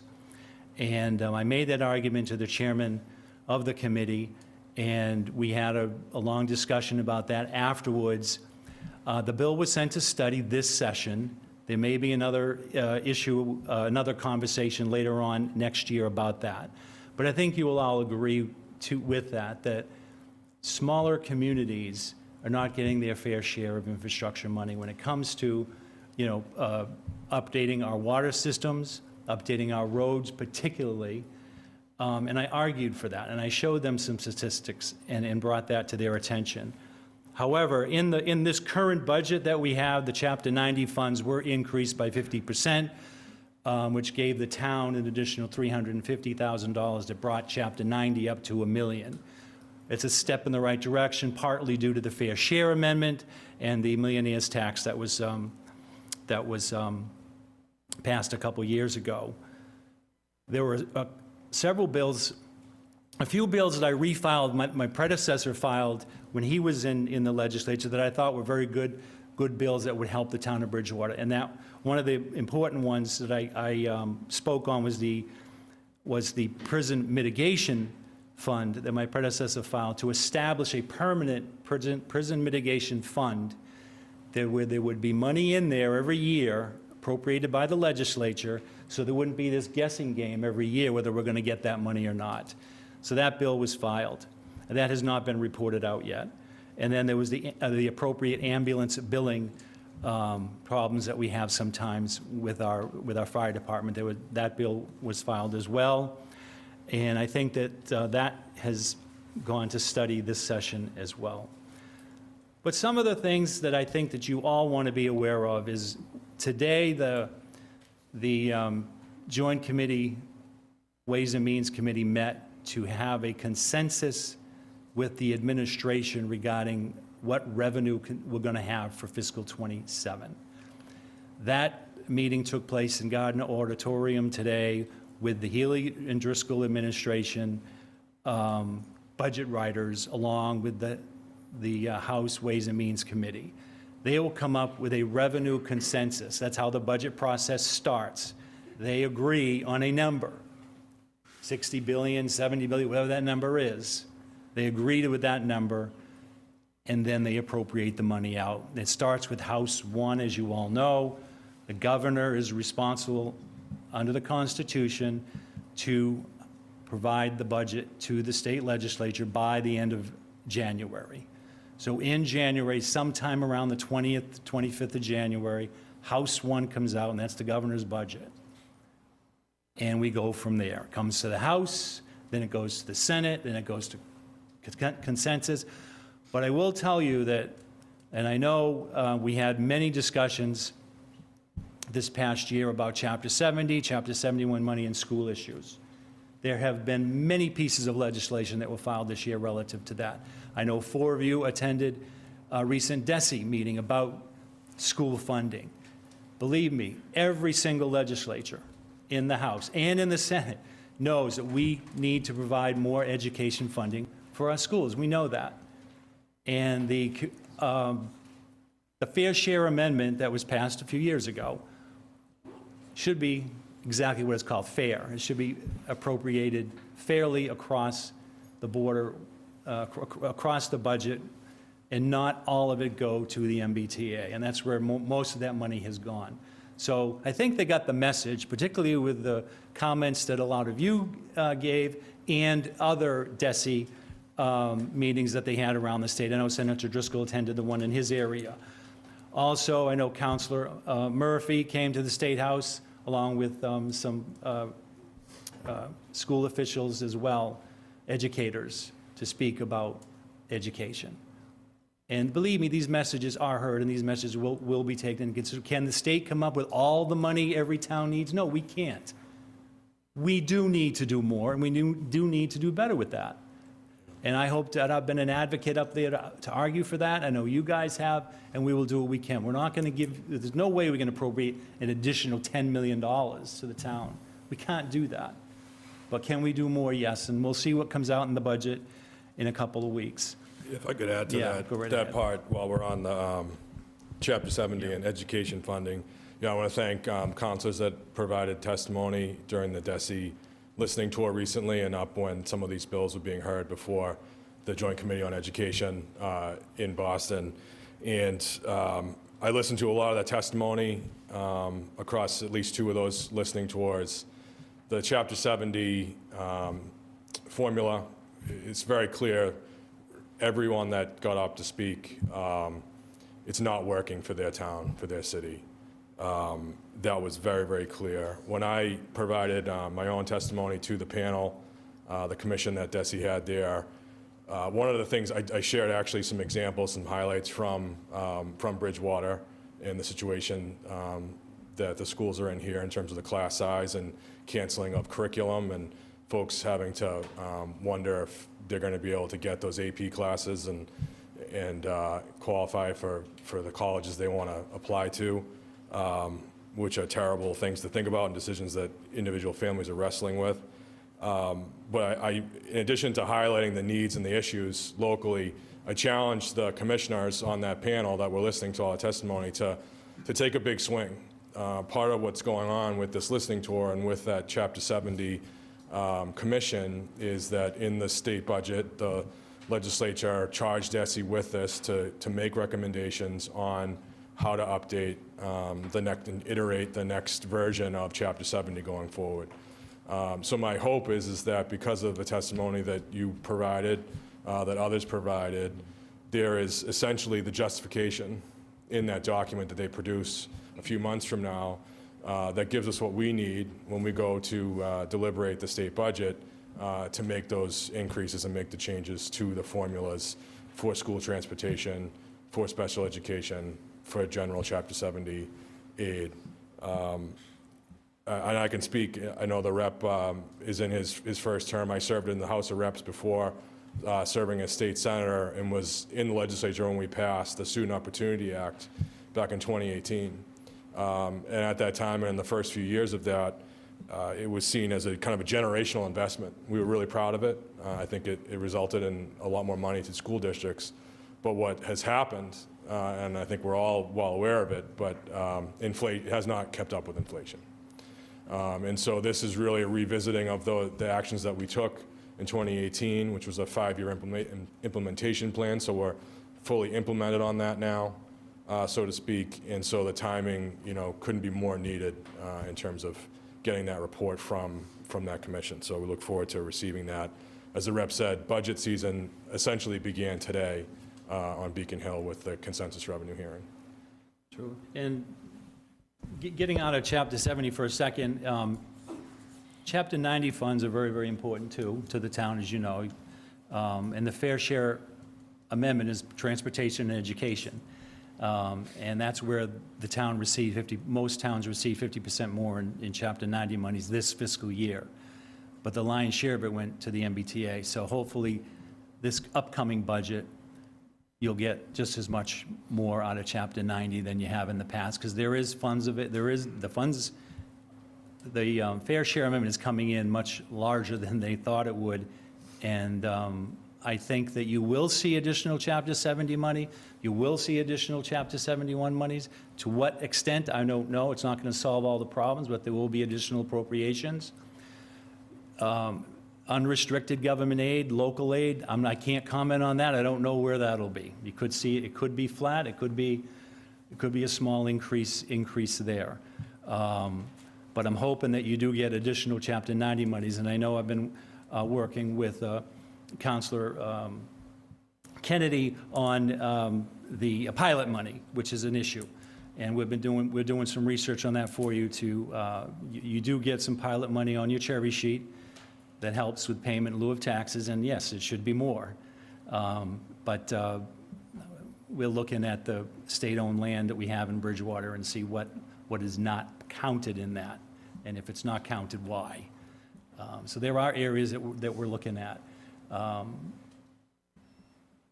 Like I said, a month from now, you'll know where the budget is. The DESE actually has until, and that was something that the legislature put in, to direct DESE to have these public hearings. But their report is not due to us until June.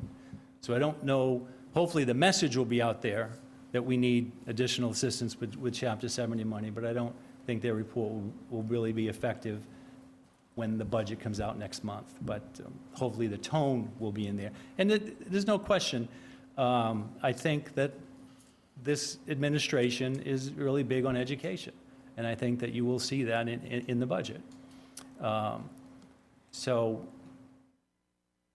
I don't know what the town manager's going to talk about with the budget or where you guys are, but I will work with you and work with everyone to help you guys out on that. I could jump in on One item, Rep.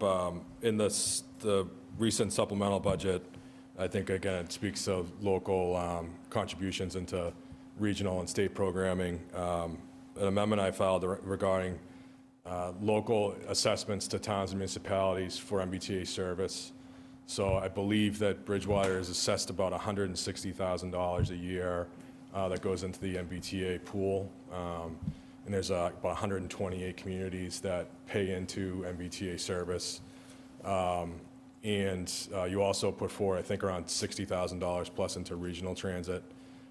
Anyway, not all towns are being assessed in the same way. The formula is not equitable at this point. And so the T, in consultation with the MBTA Advisory Board, has been instructed to look at the formula to make sure that Bridgewater and others are being treated fairly in what they're assessed. And they're due to report back to the legislature and to the MBT Board of Directors at the end of next year with some recommendations on how to essentially make sure that this is an equitable formula for all involved and all that are paying. The rep has done a great job in terms of the home rules that you sent forward. So they passed the House, they're now in the Senate, and working with Senate Council and the bills in third reading to advance those. I believe there's 2 of them for the town. So those have moved along and they'll have to pass the Senate and then get signed by the governor. But they are in process at this time. One final caveat that I want to just address, because it's something that's out there that could affect how the budget writers put together the budget, and that is the state has had to fund some of our healthcare providers, some of our hospitals, and some of our community health centers through reimbursements that weren't coming in from the federal government. So the state had to come up with $234 million to fund those hospitals and community centers so they could survive, or some of them would have closed. Now, some of that money might have come in since we appropriated it, but we had to front that money. In addition to when the SNAP benefits were cut off for a few weeks, we had to supplement that monies for a short period of time until the federal money started to come back in. So those are some of the things that are in the back of budget writers' minds to say, if these situations happen again, because this budget the federal budget's only good till January, then they're back at it again to decide on another extension. We could see additional cuts. So we do have reserves in the state, which is very healthy reserves to be able to cover those things. But those are some of the things the budget writers will take into consideration. In regards to the water emergency in town at this point, so the representative and I have been in contact with DEP on the situation. Certainly heard from a number of residents have reached out about the situation to my office. I know the rep's office as well. I don't want to jump forward in the conversation on that, but we're aware of a potential grant opportunity that could be explored that might be able to help defray some of the costs for the tie-in with Middleborough and some of the other flushing costs. And so in any way that we can support that effort to try and access that funding, we're here. And again, what I would say to a town councilor, a council president, or a resident in the audience is if at any point, generally speaking, across the board, if you're hitting a brick wall, the state agency, please reach out to us. A big part of what we do all the time is liaise between state agencies, and whether it's a constituent dealing with the RMV, our unemployment, licensing departments, we can go and find an answer, find the person that knows where to go and look, or in this case, dealing with Town of Bridgewater and DEP and making sure that you're getting access to all the available resources that you're due. I would say too, because I don't know if this is a part of the conversation later, but in the last couple years, we established a disaster relief fund in the Commonwealth that is, I would say, fairly open-ended right now in terms of how it's written and the regulations around it. This could potentially be a test case, so to speak, but if DEP opportunities or other things don't materialize or there's additional funds needed, be happy to work with the rep and town administrator and yourselves at the council to try and see if we can access some of that funding that may be available.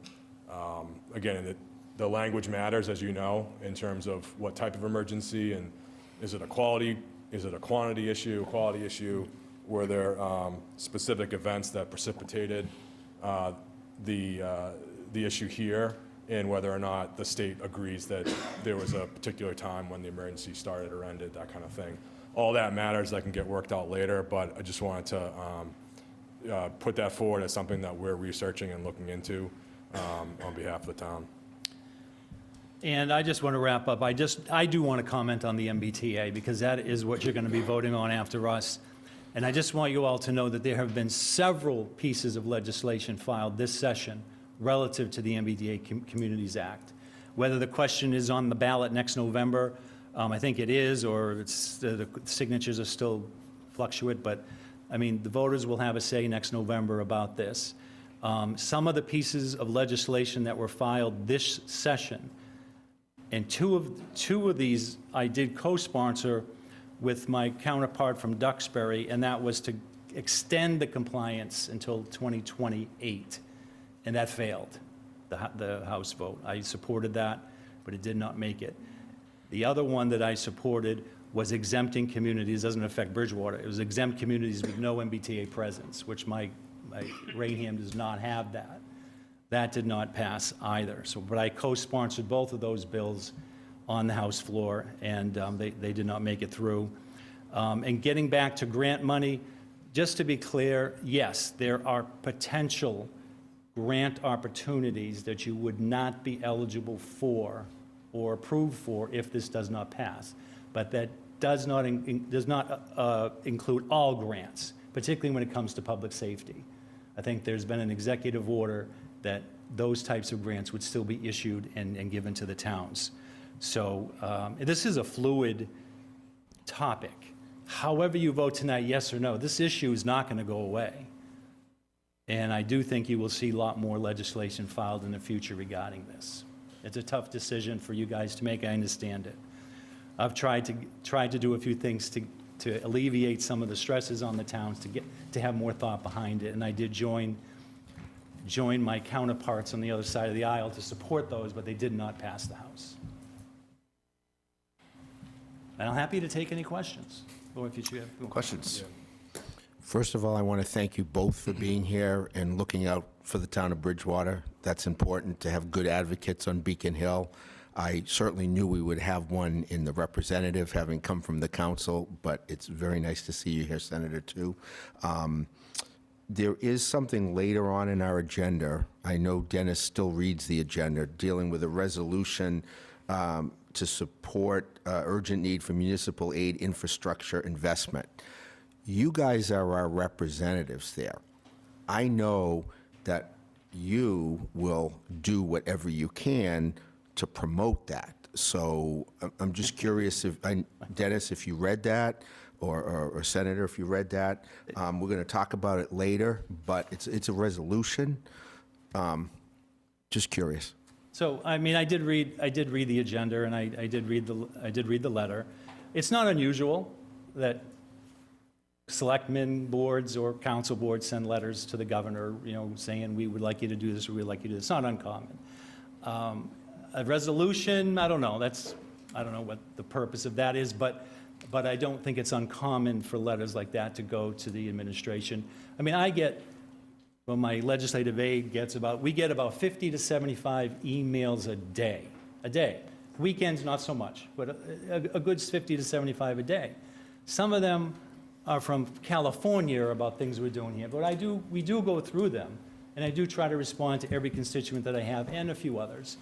Yeah, we might miss a few, few slip through the cracks, but I like to think that I'm representing the town of Bridgewater. Senator Driscoll's representing the town of Bridgewater as well. But it's not unusual that letters like that go to the governor directly. That's fine.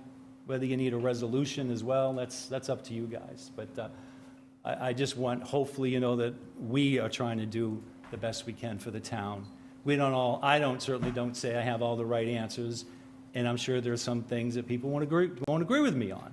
But I try to do what I think is best. Bring him here so we can talk to him. Who's he? The governor. Oh, the governor. Yeah, she came before, but the stuff we're dealing with the state, I think we need to bring it even more to her forefront. You guys are the two guys to talk to her, and it's all also part of the budget process and policy and things like that. But, you know, there is a state election next year. She's on the ballot. Bridgewater needs help. Yeah, I agree. Yeah, and I'll just say, thank you, Rep, for that. I don't have too much to add, just that I haven't seen the letter yet. I'll look forward to reading it. You know, with budget season open again, it is an opportunity if there are projects in particular that we might seek to earmark money for. We were successful last session, or last cycle, with Senator Dooner, who represents Rainham 2 with the regional school district, and getting some money for, I think, 2 projects related to deferred maintenance in the schools. And again, I mentioned it as an opportunity so that if there are things, in addition to increases in Chapter 70, Chapter 90, and the other formulas, but also if you're aware of pools of money that are going to be in a bond bill or a budget bill, be happy to work with you to try and secure some of that for the town. Thank you. Thank you guys for coming again. I greatly appreciate it. Just a couple questions going back to what you sent before with the day one of the budget process. What is the state consensus on revenue for 2027? Does it look like it's staying level? Is it going to be some growth? That's part one of my question. Part two, where are we when it comes to federal money at this time? I know I'm sure we're way behind in some federal funding, but is it slowly coming in? Are we still going to be lacking a lot of federal funding going forward into 2027? What are your thoughts on those topics? Yeah, I could take some of that.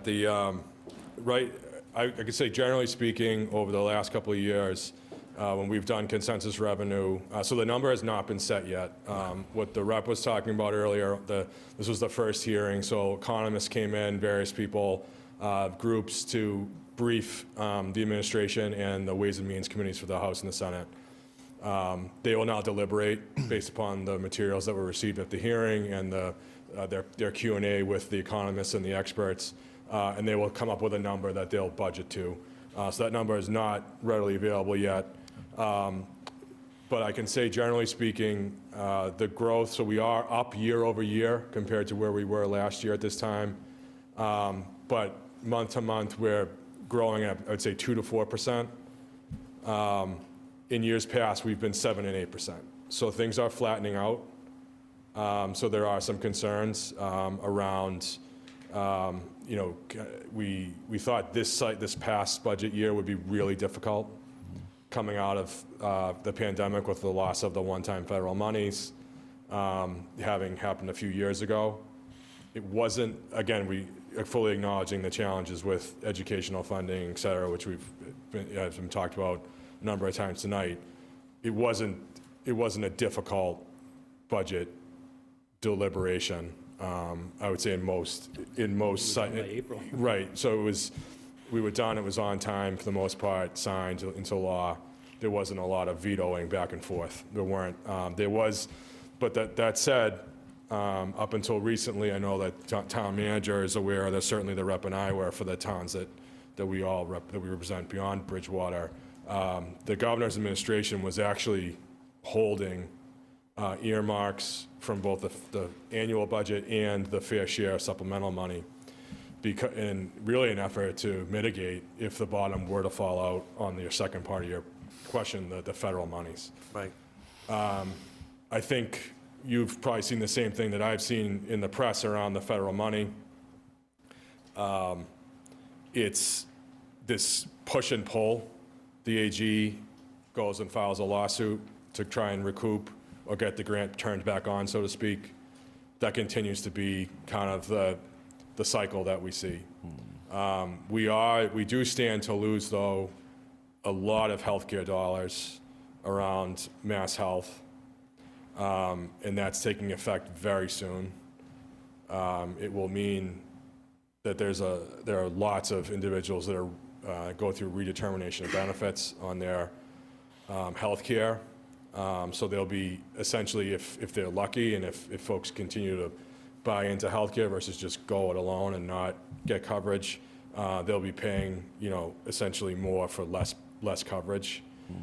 So it's, generally speaking too, I can say that the state budget is, depending on how you slice the pie, is somewhere between 40 and 60% is healthcare spending. Wow. A lot of that, partly why we do that is because we, like I would say, a normal cycle of years past, there are federal matching dollars that we access by spending into those accounts. And so it doubles or triples our money that we get back. Sure. So there is concern as Congress is continuing to move those goalposts as to what things look like later in the year, next year. But it is the rainy day fund, stabilization fund. Our annual budget this year is about $60 billion. And we have, less than 10 in the rainy day fund. So it's not nothing. It's a lot of money, but it is not going to cover, it's not going to make programs whole if we have to, if the federal bottom falls out. And just to clarify, just to put this in perspective, $60 billion is the state budget. 16 billion of that 60 billion is federal dollars we're anticipating for mostly Medicare, Medicaid. So anything that's cut on health care, the governor has made it clear she's going to try to cover that the best she can. But that would really hurt our reserves in the state. Just to put that into perspective, 16 billion of the $60 billion budget is federal money. Thank you. Other questions from councilors? One more. Did I hear accurately that there aren't any 9C cuts at this point? No. Yeah, that's correct. So we were kind of, fingers crossed, holding our breath for a long time. A lot of the earmarks in the budget, which is, again, depending on which, when you're looking at $200 million or more in the regular state annual budget, and then we had the fair share amendment money. Those were held up until about a month and a half ago, 2 months ago. Most of them were not released, and it was to mitigate in case the bottom fell out, maybe have to readjust. So there's not any, as far as we're aware, no plans for 9C cuts at this point. And I think that was indicated by release of the earmarks to the towns. And I don't think that they would have been released if they were uncomfortable with the revenues coming in. And I'm absolutely grateful to Senator Driscoll for assisting me in putting some money in the earmark for the Town River Landing project. And then I was able to get a little bit of money for Rainham for a canoe launch over there. So, those are nice little things to do, but, I'd rather see that money spent elsewhere if we were going to have to make cuts. But 9C cuts right now are not on the table. Thank you both for being here. I appreciate it. I got a lot of questions I could ask you, but I'll try to keep it short.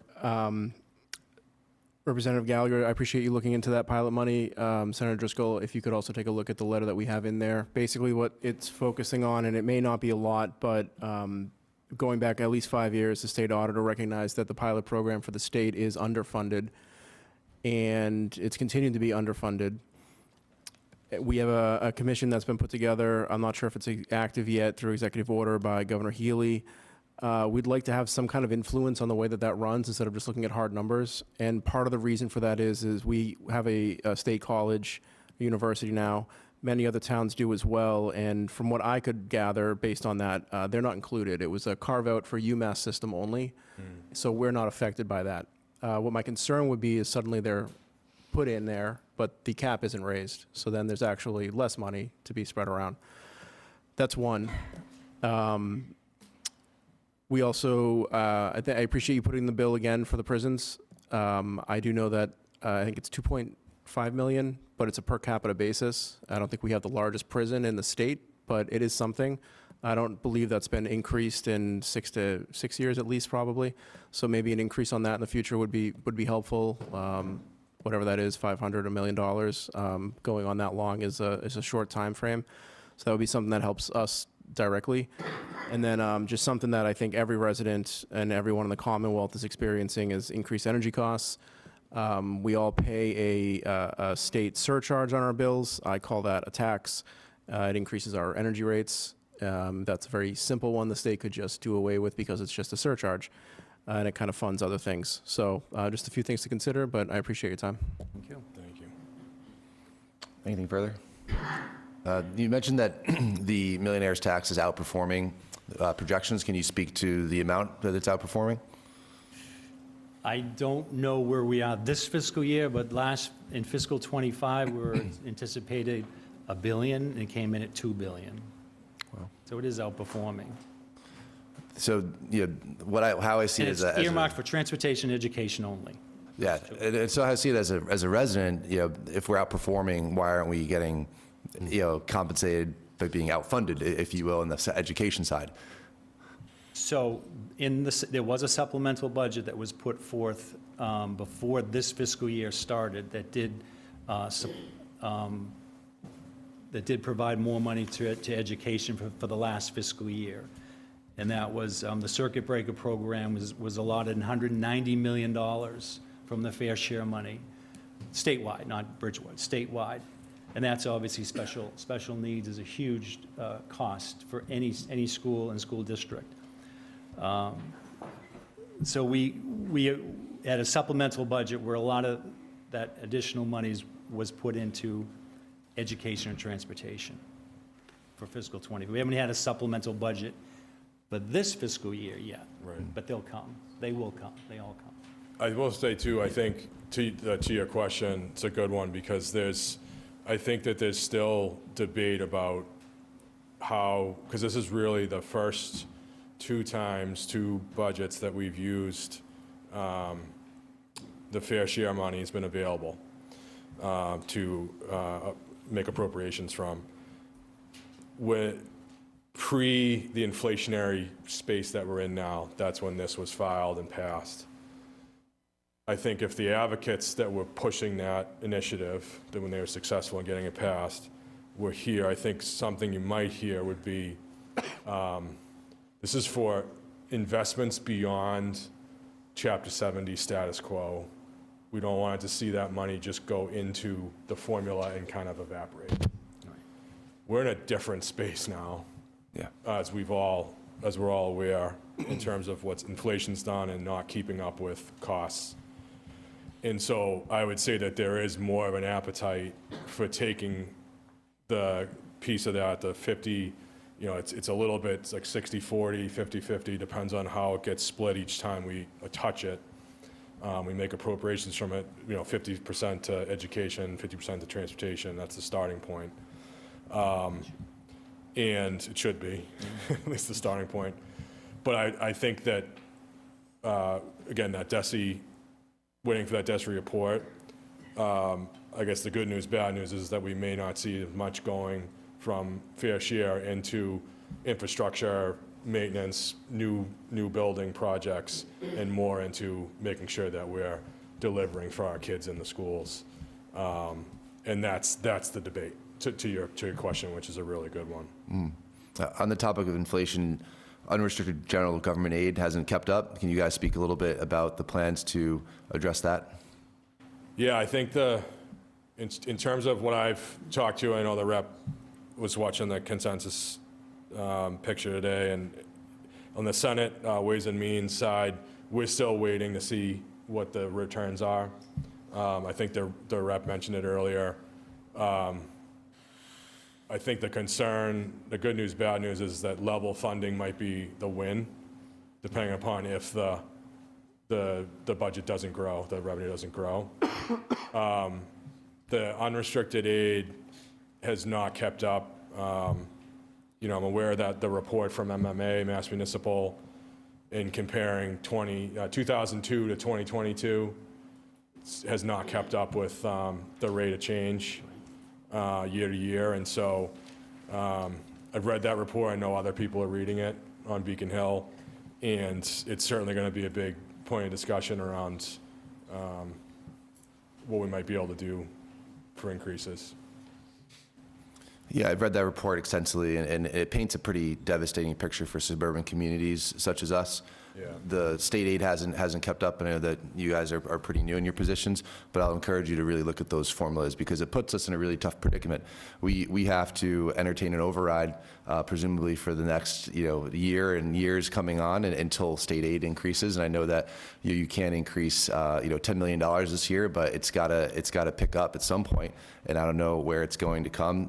I'm not particularly optimistic because I'm hearing about Municipal Empowerment Act, which is basically just a way to circumvent Prop 2.5 in my opinion. So I don't see that as a solution by tripling excise tax. So I would just encourage you guys to examine all the avenues that you can in your roles. So Many emails about the Municipal Empowerment Act, not to support it and all that, because it does what you said it does. The intent of it was really to give, it's not a mandate. No municipality likes mandates from the state. This, if it passed, would not be a mandate, it would be an option. It would be an option for local communities. But I say that to people and they say, well, don't give them the option. So I'm like, okay. So I got a lot of emails on that, but it really was driven a lot by the town administrators, town managers, really kind of talked about this in addition to MMA, really supports this as well. I don't know if it's going to come up on the floor for a vote. It hasn't shown the sign of day. The other thing too about education is don't just look for an inflationary increase. You don't want just an inflationary increase because some years inflation is flat. You don't want that. You want inflation plus. Mm-hmm. And that's what I try to tell people. An inflationary factor has never been put into Chapter 70. That needs to be added to it, not in place of, because that would be even worse. I agree. Agreed. Anything further, councilors?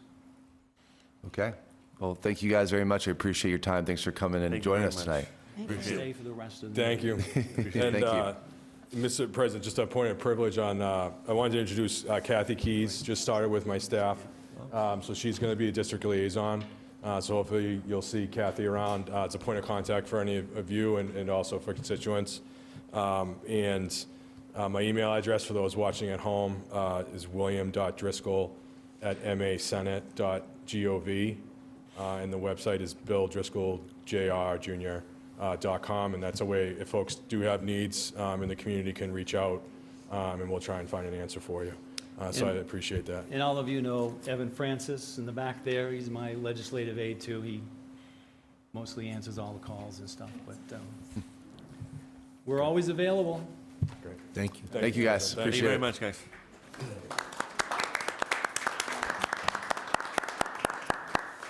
All right, councilors. So I'll also entertain a motion now to take item L out of order, legislation for action. So moved. We have a motion, and do I have a second? Second. We have a second. And we'll do a roll call vote. Sure. Ms. Striggles is still with us? I hope so. Mr. Kennedy? Yes. Ms. Ellenberg? No. Ms. Striggles? Yes. Ms. McGrath? Yes. Mr. Loretti? Yes. Dr. Perry? Yes. Mr. Murphy? Yes. Ms. Hunt? Yes. And Mr. Lindy? Yes. 8 in favor, 1 opposed. Okay, so now we are on to the legislation for action, which is letter A, zoning ordinance amendment DFY 26-001, MBTA final compliance ordinance for the town of Bridgewater. This was advertised in the December 5th, 2025 Enterprise. Again, we did that discussion earlier because this is not a public hearing. The public hearing was held on the December 3rd joint meeting with CED and Planning Board. So we will be moving forward with that this evening. And at this point, we've already had plenty of discussion. So I would entertain a motion at this time. So moved. Second. Is that for approval? It's for approval, yes. For approval. When do we have a second? So we did a lot of deliberation earlier, but any councilor comments in addition to what was said earlier tonight? Okay. So we will go ahead and go for a roll call vote.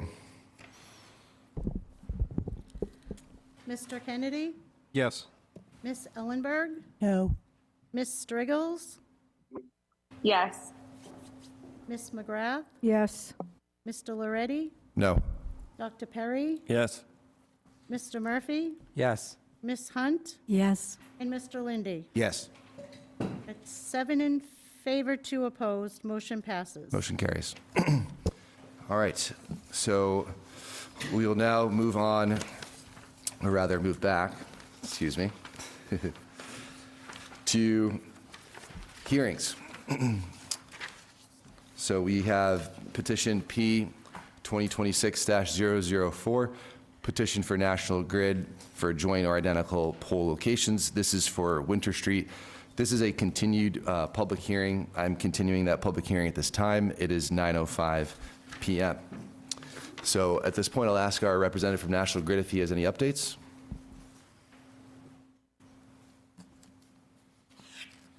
How you guys doing?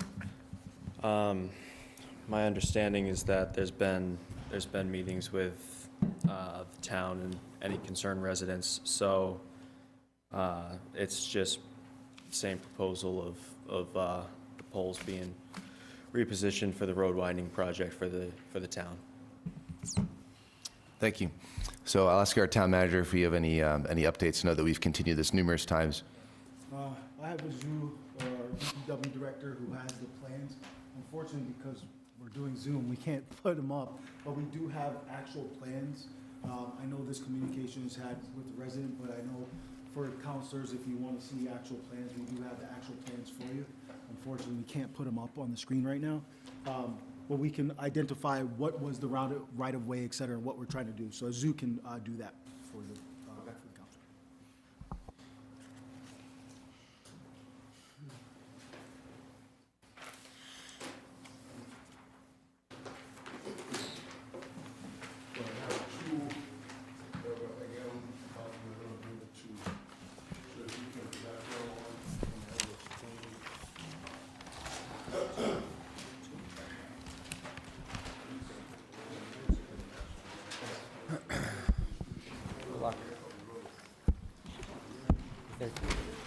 These are two different things. So those two sheets constitute the road layout, because of the length of the road. So basically, what you're looking at, again, it's unfortunate we can't share it on screen, but what you're looking at is the road layout. So Winter Street was an existing roadway, okay? The Winter Street was an existing roadway. When the town government, as it was then constituted, with the Plymouth County, laid out the roadway. And that roadway is monumented, meaning that they have bounds that establish the right-of-way. So the line that you're looking at,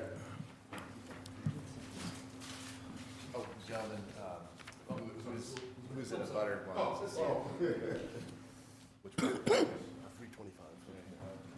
so what you're looking at, this solid black line define the right-of-way.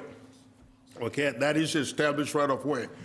What's happened was when the selectmen, as it was, the select board, as it was then constituted with the Plymouth County, laid out the road. That road at the time would have been moved so that it falls inside the layout, okay? But that was never done. So where the road exists right now, you can see we've colored it in green what the existing road is, the actual traveled width of the road, the paved width, okay? That is the way it exists right now. Again, that road has always existed, but when they did the layout, they really should have moved the road so that it's inside the layout, and they never did.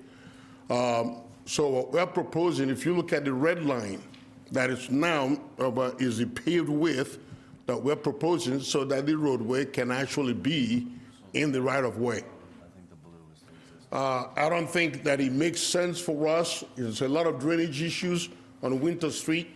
It's been a road that has been in disrepair, and When Flag Street, when we're having too many issues with Flag Street with sinkholes, we had to petition Mass DOT, the Highway Division, so they allowed us to do a truck exclusion off of Flag Street. And some of that traffic we routed because you have to provide an alternate route.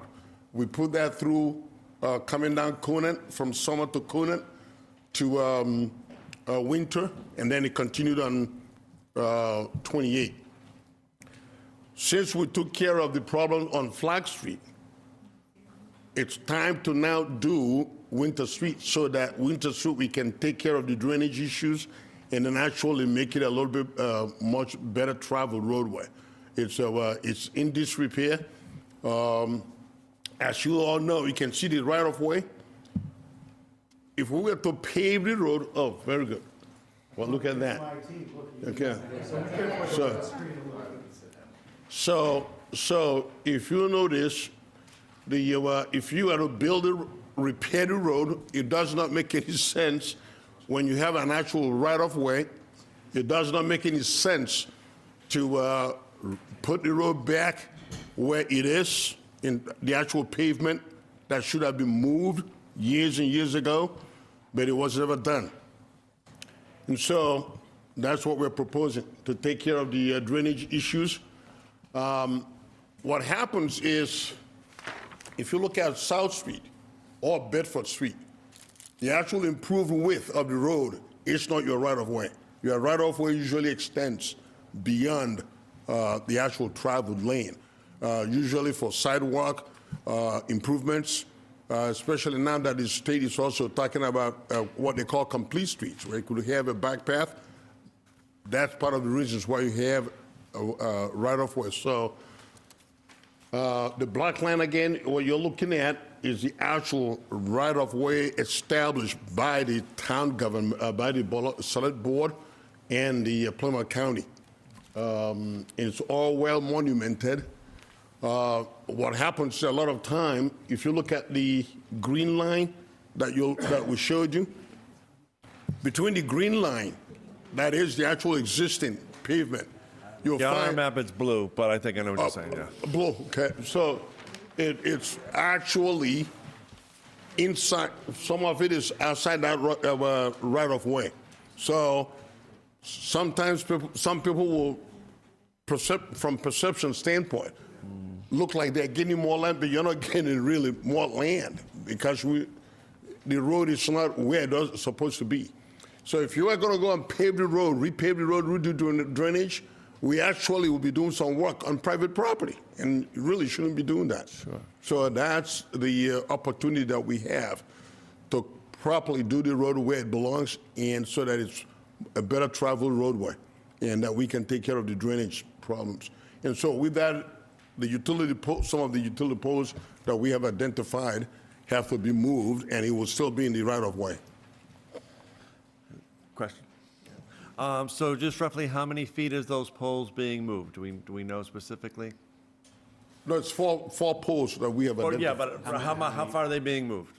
It depends on each pole's location, Right. where they currently sit, and where the right-of-way is, and where the new road is going to be.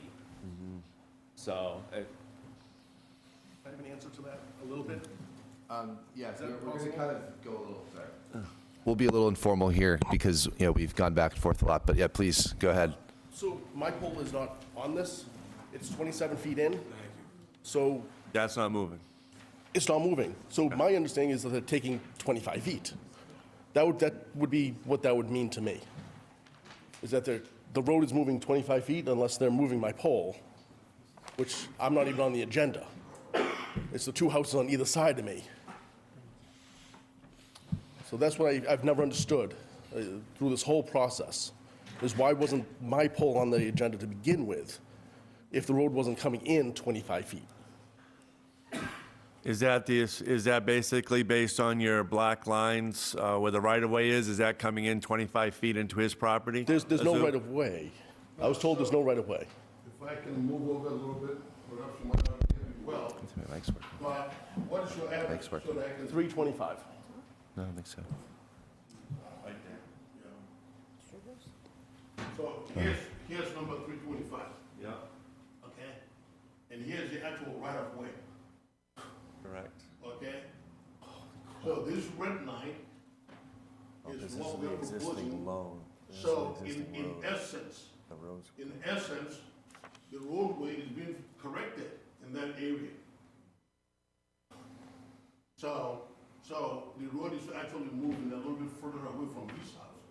But I also want to make sure that it's very understood that this right here is still going to be the right of way. This is still going to be the right of way. Will there be new sidewalks built around that, is it? Sure. That roadway? No, because of the drainage issues that we have. The more you pave, the more runoff that you create. And we don't have adequate, I will give you a shout out and credit to Mr. Pat Driscoll, who has been working with us and providing us a drainage easement for conveying, for taking the water from Winter Street out. So if I can speak loudly. They're over here. Because the right of way is Yeah. it just seems like it's his land. Right. Yeah. No, he's number 325. This is 325. Yes, yes. But it's a right of way Okay. for the town itself. Right, so if you- Zoo and everybody, I would Respectfully, try to transition I back. think we're getting off of a hearing. We're kind of gathering. I think you guys need to hold it as a Trying to public figure hearing. out what it is. But the public needs to be able to hear and be a part of it. Yeah, let's bring a little bit of order back to this. So do we have any questions from the counselors for Zoo? And then we'll allow the resident to come up and ask his questions, and we can continue to deliberate. Questions? Through you, Mr. President. So how many feet in from the road are you moving in on this? At least on 325, from having walked that area, if I lived at 331, I'd also be concerned. So how many feet in from the road are we moving? The current road in towards those properties? Okay, so it's very hard for me to point it out. If I may approach Mr. President? Sure. Just so I can provide a blood. So if you look at over here, number 325, okay? What is happening is here is the road. Actually exists. This is the right of way from this black line and this black line. So that road needs to be moved into the right of way. So in essence, it looks like he is losing land because he's thinking that all this is part of his property. But that's always part of the right of way. And it's all monumented, all the bounds are there. Sure. So So I cannot go and repave that road outside the right of way.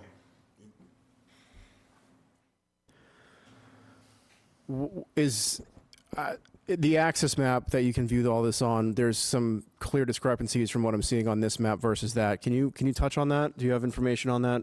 Do you know what I'm talking about with the access map that it's on the town website? I know it's not the documents that you're using, but it's a publicly available resource for the whole state. Yes, so what happens is, and this is where we have to be very careful, is that that's all based like on the GIS, okay? And if you look at the GIS maps, it clearly has a huge disclaimer that this is just for planning purposes, and it's not based on actual survey. This is on-the-ground instrument survey. We are licensed land surveyors and engineers, and you have to follow the rules of survey. The monuments are there that are set by the county. I think we're running into a situation where, the owner of this property wasn't aware of how much of his land was a right-of-way, but any property that borders a street, there's a certain right-of-way for sidewalks or potential build-out, and again, it looks like it's an unfortunate situation, but to shift things on over is going to go into his property to some degree. But the right-of-way has been there, according to our engineer, so I think we're in a tough situation as far as, some land is going to be lost as this road is being moved. Well, it appears to be lost. Yeah. But again, it's into a right of way I don't think he was aware of, but, you know, they do exist, and I'm sorry he wasn't aware of the right of way, and that's the unfortunate part. I have one question. So how much is the right of way? Is there a limit of how much we can use from a? Yeah, so the right of way is 40 feet. So you can go up to So 40 feet? 40, well, we're not paving 40 feet. We're improving about 24 feet of that. Okay. Thank you. I think someone already asked this, but how much further in is that road moving towards the home? I think about 24 feet. So in reality, part of that number 225, it'll actually be moving the pavement about 12, 14 feet. Towards him? Towards him, yes? Correct. Yeah, Correct. And how does that affect his driveway and front yard?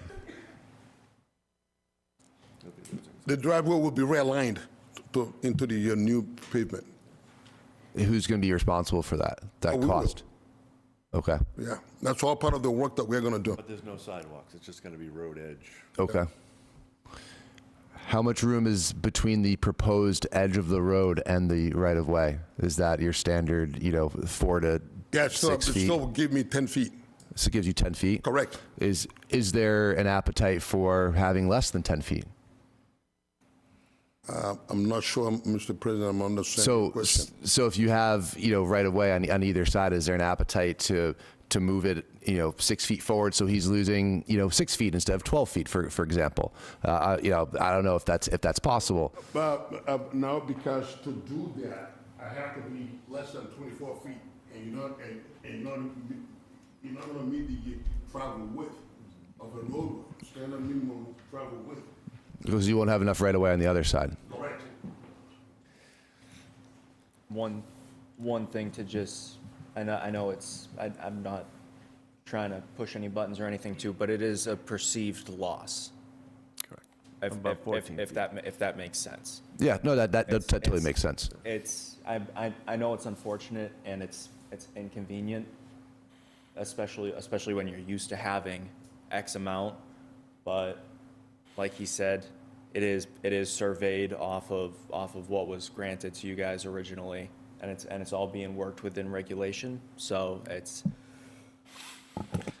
again, whatever the town wants to do with the road, we'll do our best to work with you guys on that.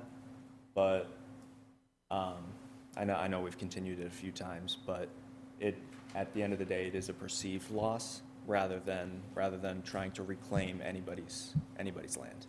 Mm-hmm. If I might add, we wouldn't be having this conversation if when the road was laid out 55 years ago, if that improvement was done so that it's in the right of way.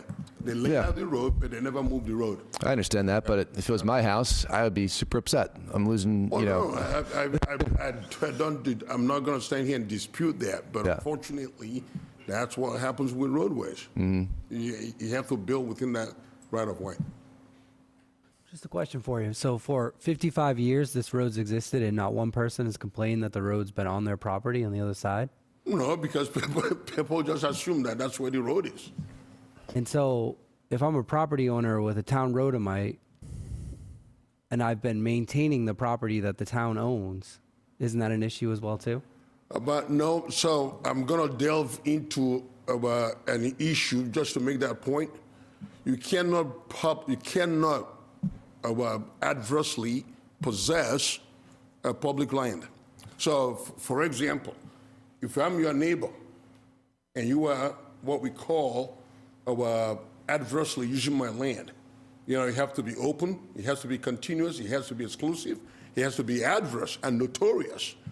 Well, there's a statutory time period, 20 years, within which you can go to the court and legally claim that land to be yours. It has to go through a legal process, and therefore you can adversely claim that land to become part of your land, and you will gain the deed to that.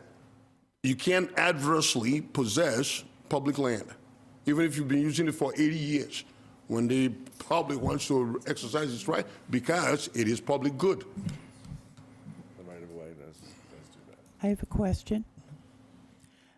I wanted to know if it would be possible to move it so that it would be on the property line between 325 and the next one, and then 331, which also would have concern. Can you move to the property lines of the parcels, or would that not work? Well, the property lines, then now you're actually going even further into the alley. Right? I meant the side property lines, in terms of where the side property lines. In other words, that's there and there. No, this right here is the bound. That's actual monument of the Okay. road layout. That's Okay. not the pole. That right here, so anytime you change direction It's not a few on more layout, questions. you have to put a monument. I just have Okay. a couple more questions. Through the president, Zoo, have we notified any of these residents about the potential work that's upcoming? Well, we will do that once we put it out to bid. We have to know how much it's going to cost us, and then we normally will put out our notice. When we did Flag Street, we put out notice. When we did South Street, we put out notice. To the residents that live Yeah, on the that's street? correct. Every resident gets a notice. But they haven't been notified that the road is on their land, just to clarify. Right, like we haven't, No, because I don't, we wouldn't do that, first of all, for a whole variety of reasons, because we're not going to look at private property owners' properties and make determinations on where we anticipate the road is. They can certainly look at any public records relative to that, but it's not the government's job to tell them that these are your property lines. These are where roadways go and don't go within your property lines. They can have surveys done, certainly, but that's way beyond what the government would ever do. but even in a case where we're repaving the entire road, to notify those folks of that? Well, I think Azu just said he is gonna. Yeah, we'll notify them. Notify that they're gonna pave the road. Well, we'll notify them that the road will be in a different location as well, too. Well, if the road is in the right of way, right? Right. There's right of ways on every road. It doesn't matter where the road is. If it's in the right of way, then Copy of the it's plan. in the right of way. Yeah, I agree, but to these residents, it's going to be a major shift, and it's not just this one resident who's going to see the shift. So I think it would make sense to notify folks that it's going to change, right? I think Azu's gonna notify them, yeah, that they're putting in a road. So we won't notify these folks that the road will change in terms of where it's currently located. Well, you have to be very careful now because we're trying to say, oh, the road is going to change and it will affect your property. It's not going to affect their property. You are doing the work inside the road layout. Right. Well, it is going to affect their property because some people are going to get property. No, they're not. Yeah, Within the right of way. it's within the right of way. It's not their property because it's a right of way. So the road that currently exists outside of the right-of-way, we leave We're that. not talking about the road that exists outside of the right of way. But we are talking the- about repaving that or But what Azu's talking about is the road that they're designed will go in the right of way, right? yeah. That's it. That's all. The road's going in the right of way. The government has the ability to operate and build roadways and build infrastructure within the right of way. But they That's didn't how even it know. works. Well, what happens with this road that exists that's not in the right-of-way? Can I ask that question? Yeah, we'll remove the pavement. Yeah. Well, Yeah, it's on. parts of that's are probably gonna be removed. I haven't. Yeah. Yeah, well- examined the plans, but this is way beyond the pole relocation conversation, but, are you, I think you and I should talk separate after. Like every meeting ends that way. Well, there are legal issues that should be discussed separately. Yeah.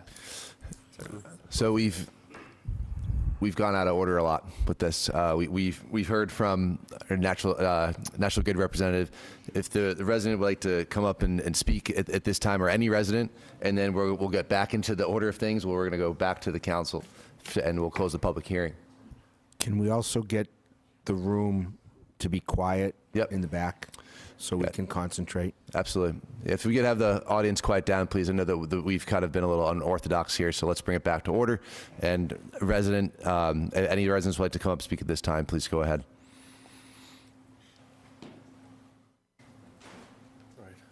I'm not sure what I can say more than I've said the last couple times. I'm still going on. I understand you can take it. There's got to be ways to not take it. There just has to be. And why, again, the pole still isn't on the docket. It's 27 feet in. If they're talking now, they're only shifting into my yard 12 feet. Why is the pole 13 feet away from the road? It doesn't make sense, so I'm not really believing this, because the only thing that makes sense to me is that they're coming in 25 feet. That's the only thing that really makes sense, why my pole, but the two poles on either side of me are on the list, mine isn't. So I'm not really sure what to take from this. I know it's early. I'm just trying to get voices heard before they go in and talk about pavement. And interesting point, I'm not sure how they're removing pavement from people's yards that's been there for 50-something years. How are they legally doing that one? I think there's a lot of legal loopholes here. I think there's a lot missing. And I think there's a lot more to talk about before this project goes forward. And I think poles are the last thing. And I guess that's all I have to say. Just, it affects us. I know the town owns it. It affects us. It's going to take the road 40 feet from my house to outside my window. It's already loud as hell. You've had trucks down that road for 3 years now. Just because you take a detour off doesn't mean they're going to not go down that road. And they're going to be right outside my window. And they go fast down that road, and you're straightening it out, which means they'll go even faster. Thank you. Thank you. So, councilors, any further questions? Oh, yeah, yes, please.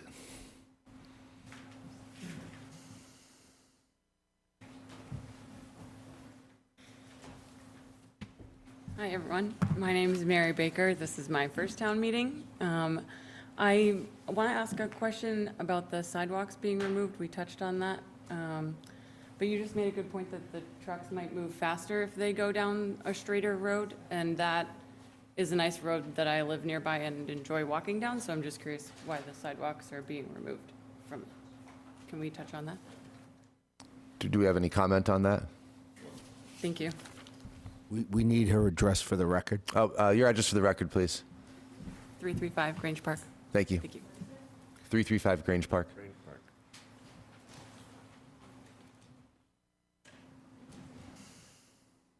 So there are two parts to that question. As I indicated earlier, we had to reroute traffic from Flag Street, from Summer Street to Conant to Winter, so that they can get back on Bedford Street. We have to have an alternate. You cannot do a truck exclusion without providing an alternate route. The state will not approve that. And it was necessary that we do that, at the time on Flag Street because of all the sinkholes, and we were concerned that heavy traffic, heavy trucks going on Flag Street will not be a very good idea to create more sinkholes. But we have done that. We have fixed that. And so we will remove the truck exclusion from Flag Street so that they don't have to, the trucks don't want to be doing a very circumlocutory movement around the town. It's a lot easier to come down Flag Street. And so we will remove that truck exclusion from Flag Street. There is no sidewalk on Winter Street. And so, like I said earlier, we can put sidewalk, but the concern there also is drainage. There's a lot of drainage problems on Winter Street. The more asphalt you put, the more problem you're gonna have with drainage. So it's a balance, providing a better traffic lane and drainage so that all that puddle that is created along the private properties can be taken care of. Okay, thank you. Anything further from councilors? Just a quick question to the National Grid representative. So that pole that juts into his yard, deeper into his yard, that doesn't need to be touched or moved based on the situation? It appears no. Otherwise, it would have been on the list of poles to be relocated. I think because it was, further off of where the road currently is. Excuse me. When we relocate the road, that one's already out of the way. Set back enough, yeah. And the purpose of that pole is just to get power to houses that are back in that part of the neighborhood? Yep. Yeah, just bringing power down the street. Okay. Thank you very much. Appreciate that. No, of course. Paul, do you have something else? I was just going to ask what the implications are if we don't approve this, just from a zoo standpoint.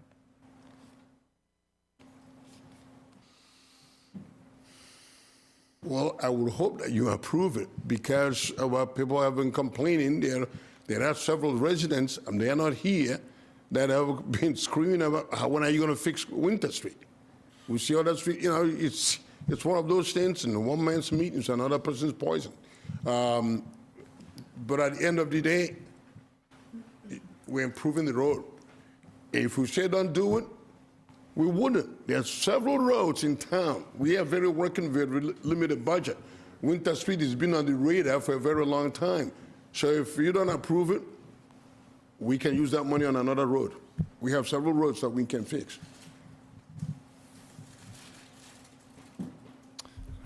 I have one question. So this is, I guess, the town attorney, Mr. Rollins? So this is legal in Bridgewater that this way, they can do this because the town owns it? It's legal? What's legal? The work That- they're doing within the right-of-way? Yes. It is. Okay.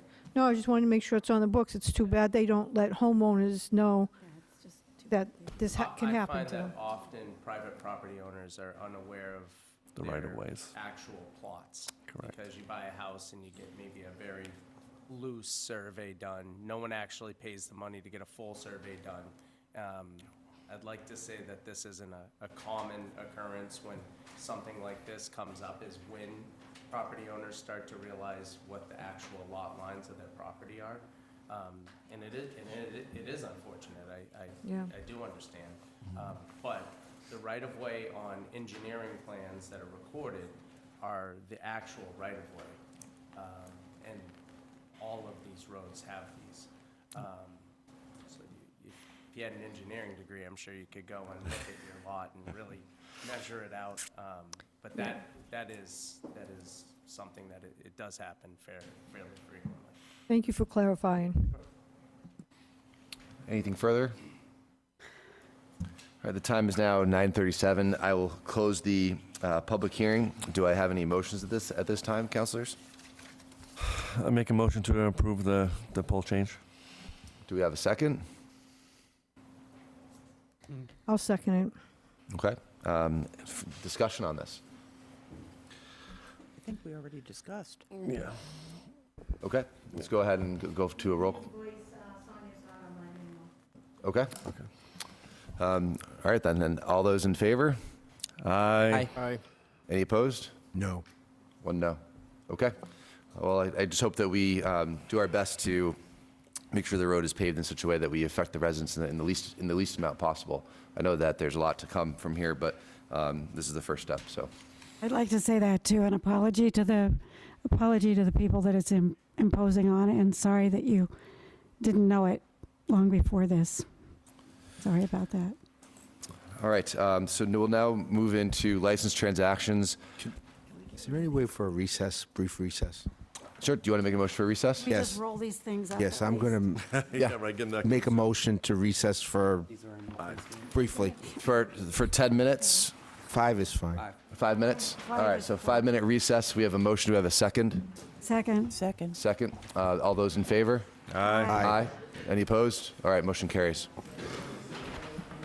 To extend past 10 a.m. Yeah. Do we take that before it actually becomes 10 o'clock, or do we wait until it becomes 10 o'clock? You have to wait until it's at 10 o'clock. Oh, Make a okay. motion to accept these statements. Okay. Yes, yes.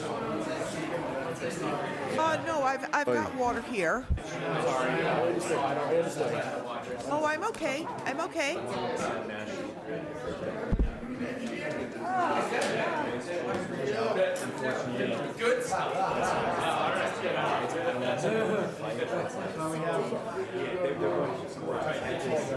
Oh, yeah, no, I owe you guys.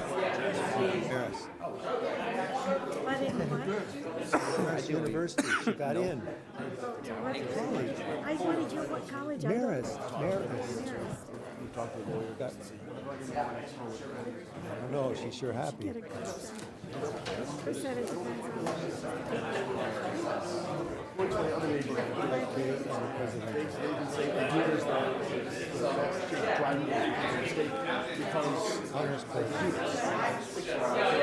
Must have sent it to me.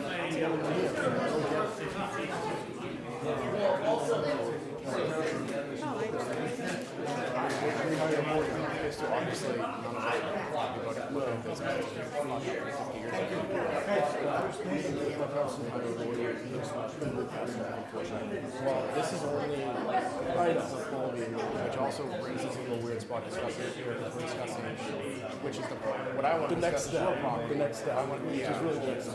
I know, I just wanted to know about it now, that's very, very close to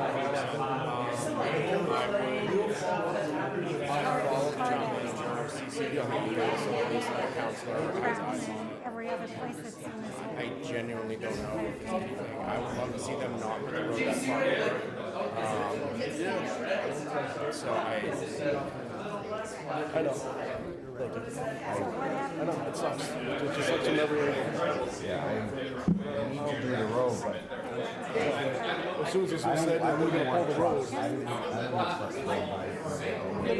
They're not going to not go down my road because you lift a detour. This guy's been going down here for 3 years. I went down the street near me, Comfort, okay, and I had half the residents that want me to pave the road and fix the potholes, and the other half that don't because they don't want it to turn into a rape. we're going to have a discussion about trucks as well, separate from all this, because this is the time for it. But I want to know what the situation is on Flag Street versus the road quality and the ability for that to take that road. They don't shift the traffic one way or the other. Ideally, on the other side of town, they should not be cutting all the way through Winter Street in that location.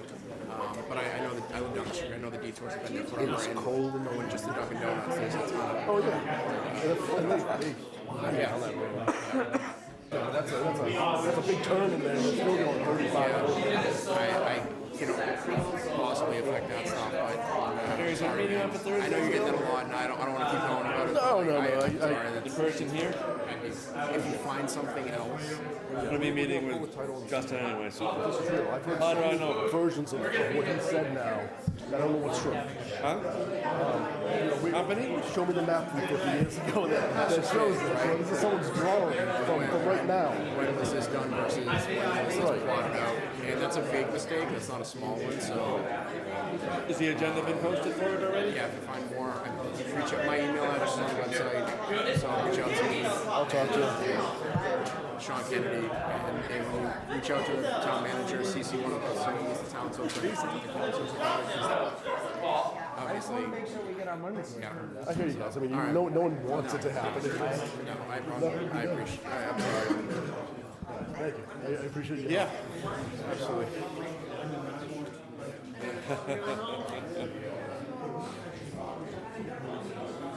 Yeah, that's one thing that always bothers me is that when they are laid out, your road could be literally right on the edge of the road and then when they go and say for instance, if you take a city block area and they were turning their little speed on the road to go right away, they'd have to move the entire paved area across the entire right away. They never really let people know about that, but I don't understand why not. And it should be a requirement. Yeah. I feel that is one. I do feel like that's one. I think it's that The road is on somebody's land right now. It has been for 50 years. Yeah. They probably owe them some money. It's very likely that they do, but also on the other hand, it is like Jason was saying, once it's considered within the public way or right-of-way layout, there's very little without having a major legislative change at the state level, and that means they'll actually some federal regulation. So right away, you're actually changing something that might be also at the federal level to be able to be allowed to actually get federal money to do roads on. All right, it's 5 minutes.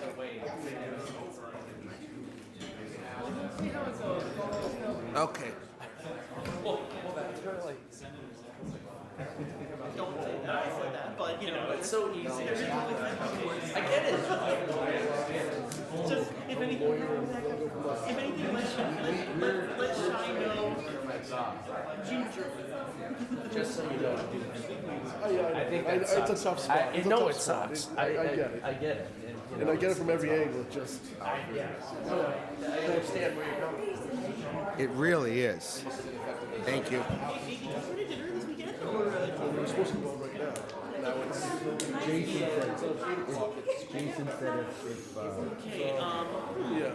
I'm not sure how we can. oh, you did. Okay. He wasn't sure.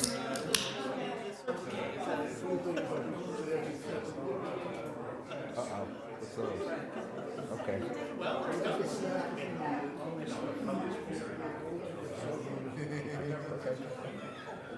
I'll never refuse chocolate. What's the time?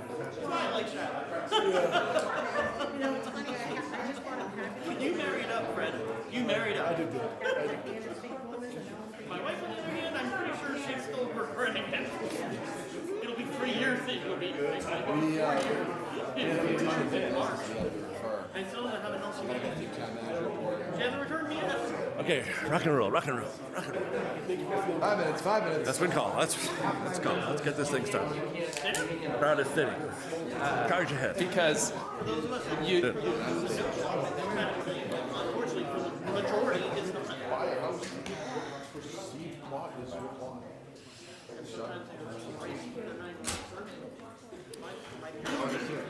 And now, who are we missing? Sean. Oh, he was here. Talking to too many people. Got to take care of that. And there's certain rules, like their fence is literally on my parents' property. They didn't care because we liked those neighbors.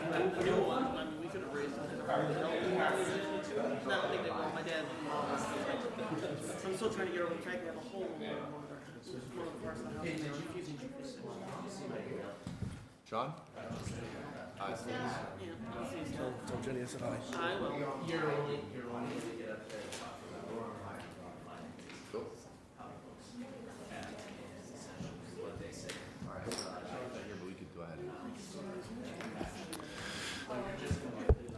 All right, so the time is now 9:47. We'll call this meeting back to order. Should I wait till we get to 10 o'clock to make the motion? Do we have to wait till 10? Yes. Yeah, okay. Okay. So, whenever we're on, you can finish. Yeah. And then after take that, the we motion. just make the motion. okay. So we'll now move on to license transactions. We are on petition P 2026-013, request for DBA change for Casa Agave Inc., 14 Summer Street. So this type of change, this is just a DBA change. It's just a name change. Anything further from our town manager on that? No, nothing. I know one of the comments was, you know, they haven't done other, what they determined were other town items, but this is a DBA. This is largely at the state level. There's no fees or anything associated. For town purposes, all set and ready to move forward. Okay. All right, so do I have a motion for approval and any discussion? Motion to approve. Motion for approval and a second. Any discussion on this one? All those in favor? Aye. Any opposed? Motion carries. Next, we have petition P 2026-014, granting of the transfer of the Class 2 used auto dealer's license. This is for Reliable Enterprises LLC at 567 Main Street. This was advertised in the December 2nd Enterprise, and letters were mailed on December 2nd. At this time, I'll open a public hearing at 9:49 p.m., and I'll ask the petitioner if he'd like to make any comments, if he's present. I don't see him here. Okay. Anybody from the audience like to speak in favor? Looks like Mike has. Anybody in the audience like to speak in opposition? Mike Flaherty, Forest Street. I'm the butter of 48 acres that surround half of the property. About 3 years ago, when this Tommy Snell from West Bridgewater owned the property, he leased it out to a auto body place. And the first thing they did was push about 10 loads of gravel 20 feet on my land to extend the parking lot without me knowing. So I told Tommy about it. Tommy came in the next day and took all the gravel out, told the people, who none of them could speak English, not to do this again. And they were kind of haphazard about the whole situation, seeing that there was all this land there, and they should be able to use it the way they wanted to use it. So I think I'd like to know who is the name of this company, because I hope they're disposing of chemicals the right way. And first of all, I want to find out who the person is that owns it. I know Tommy sold it because he was having so many headaches with the people that were running the paint booth and all that. So I'd like to know who the person is, not just the DBA. Also, I'd like to see someone ask them from the town what they're doing with all their wastes. That's all. Mr. Flaherty, it seems that the license is being transferred to Fritz Quality Auto Body. I don't know if that helps. No, correct that. Fritz is who's there right now. Oh, I'm sorry. Fritz is being, okay. Fritz is using it right now. Okay, sorry about that. They're trying to transfer it away from them to the Reliable Enterprises LLC. Who's the owner of Fritz? No, it says the petitioner is Baudelaire Dorval, who's the current owner of 567 Main Street. What's the name of it? Baudelaire Dorval. It's, I don't know if you can see it on the bottom of the page 25 of Is that a person's name? Baudelaire is his first name, looks like. What? Baudelaire is his first name. Baudelaire. And last name Dorval. That's the current owner of 567 Main Street. Because I know Tommy sold the property because he was so fed up with it. Yeah, I think this person must have bought it from that individual, it looks like. And I think he's taking the property over from Fritz Auto Body. I don't think they're going to keep them there, and whatever his business is, that's what he's probably trying to go to do. Would it be all right for me to take a copy Yeah. of this to him to see it? Thank you.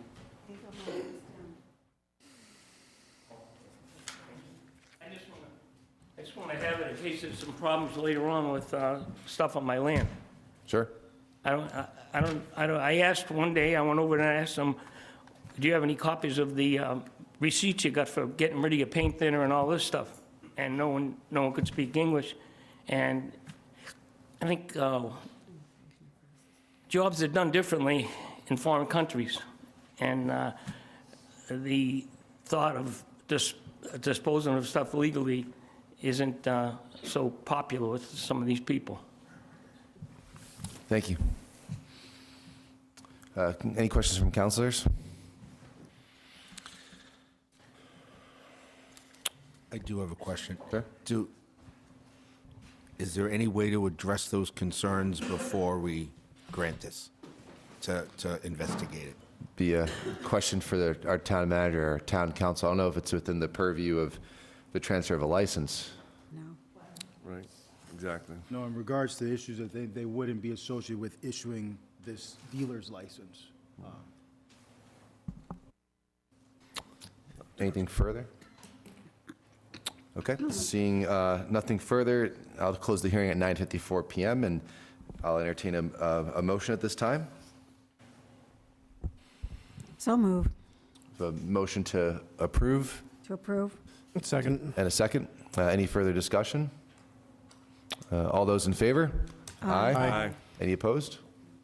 Okay, motion carries. We do not have any presentations. We will now move on to town manager's report. Bob's going to give the fire station update. The last time I'll be giving you the fire station update. We received the certificate of occupancy today. So you'll see in the monthly report, there's no 3-week look ahead because there's no 3 weeks. So this week, the chief and some other administrative staff are moving into the building. We're continuing to work through some minor punch list issues, but anticipating right after the first of the year, the transfer over to the full group coming over will occur. One of the last things that we're waiting on is the installation of the emergency signal as you leave the station. That's in transit now. It was fabricated. Everything is in place, so it's probably a 2-day installation to plug that in, and then we're good to go. So we don't have a firm date on a ribbon cutting or a grand opening. We're leaving that to the fire department at this point. My work is almost done, but it's been a good project. I mean, again, we had a good team that worked very collaboratively. As I've said before, we were able to bring this in and maintain a very healthy contingency balance, which is unusual on projects like this. I think when you see it, it's pretty spectacular, and I think exactly what the fire department needs to continue to grow and move forward. So happy to answer any questions, but keep it short and sweet. Any questions? Not a question, just a comment through you to Mr. Rulli. I'd like to thank you for your work on the project, for stewarding it through, for the different town managers and financial people, and for our fire chief. It's something that Bridgewater will be proud of for many years, and it's built for the future. I will get my hair back, maybe. I'd like to say too, Carlton and I were honored with a tour of the fire station last weekend by the chief, who clearly was radiant about what it is, and we were too. It's totally amazing. So I suggest everybody, when you can, get down and take a look at it, because it's something quite amazing for our town. Anything else? I was just going to ask if we could hear from Chief on the building itself. Sure. If that's okay. As he's here.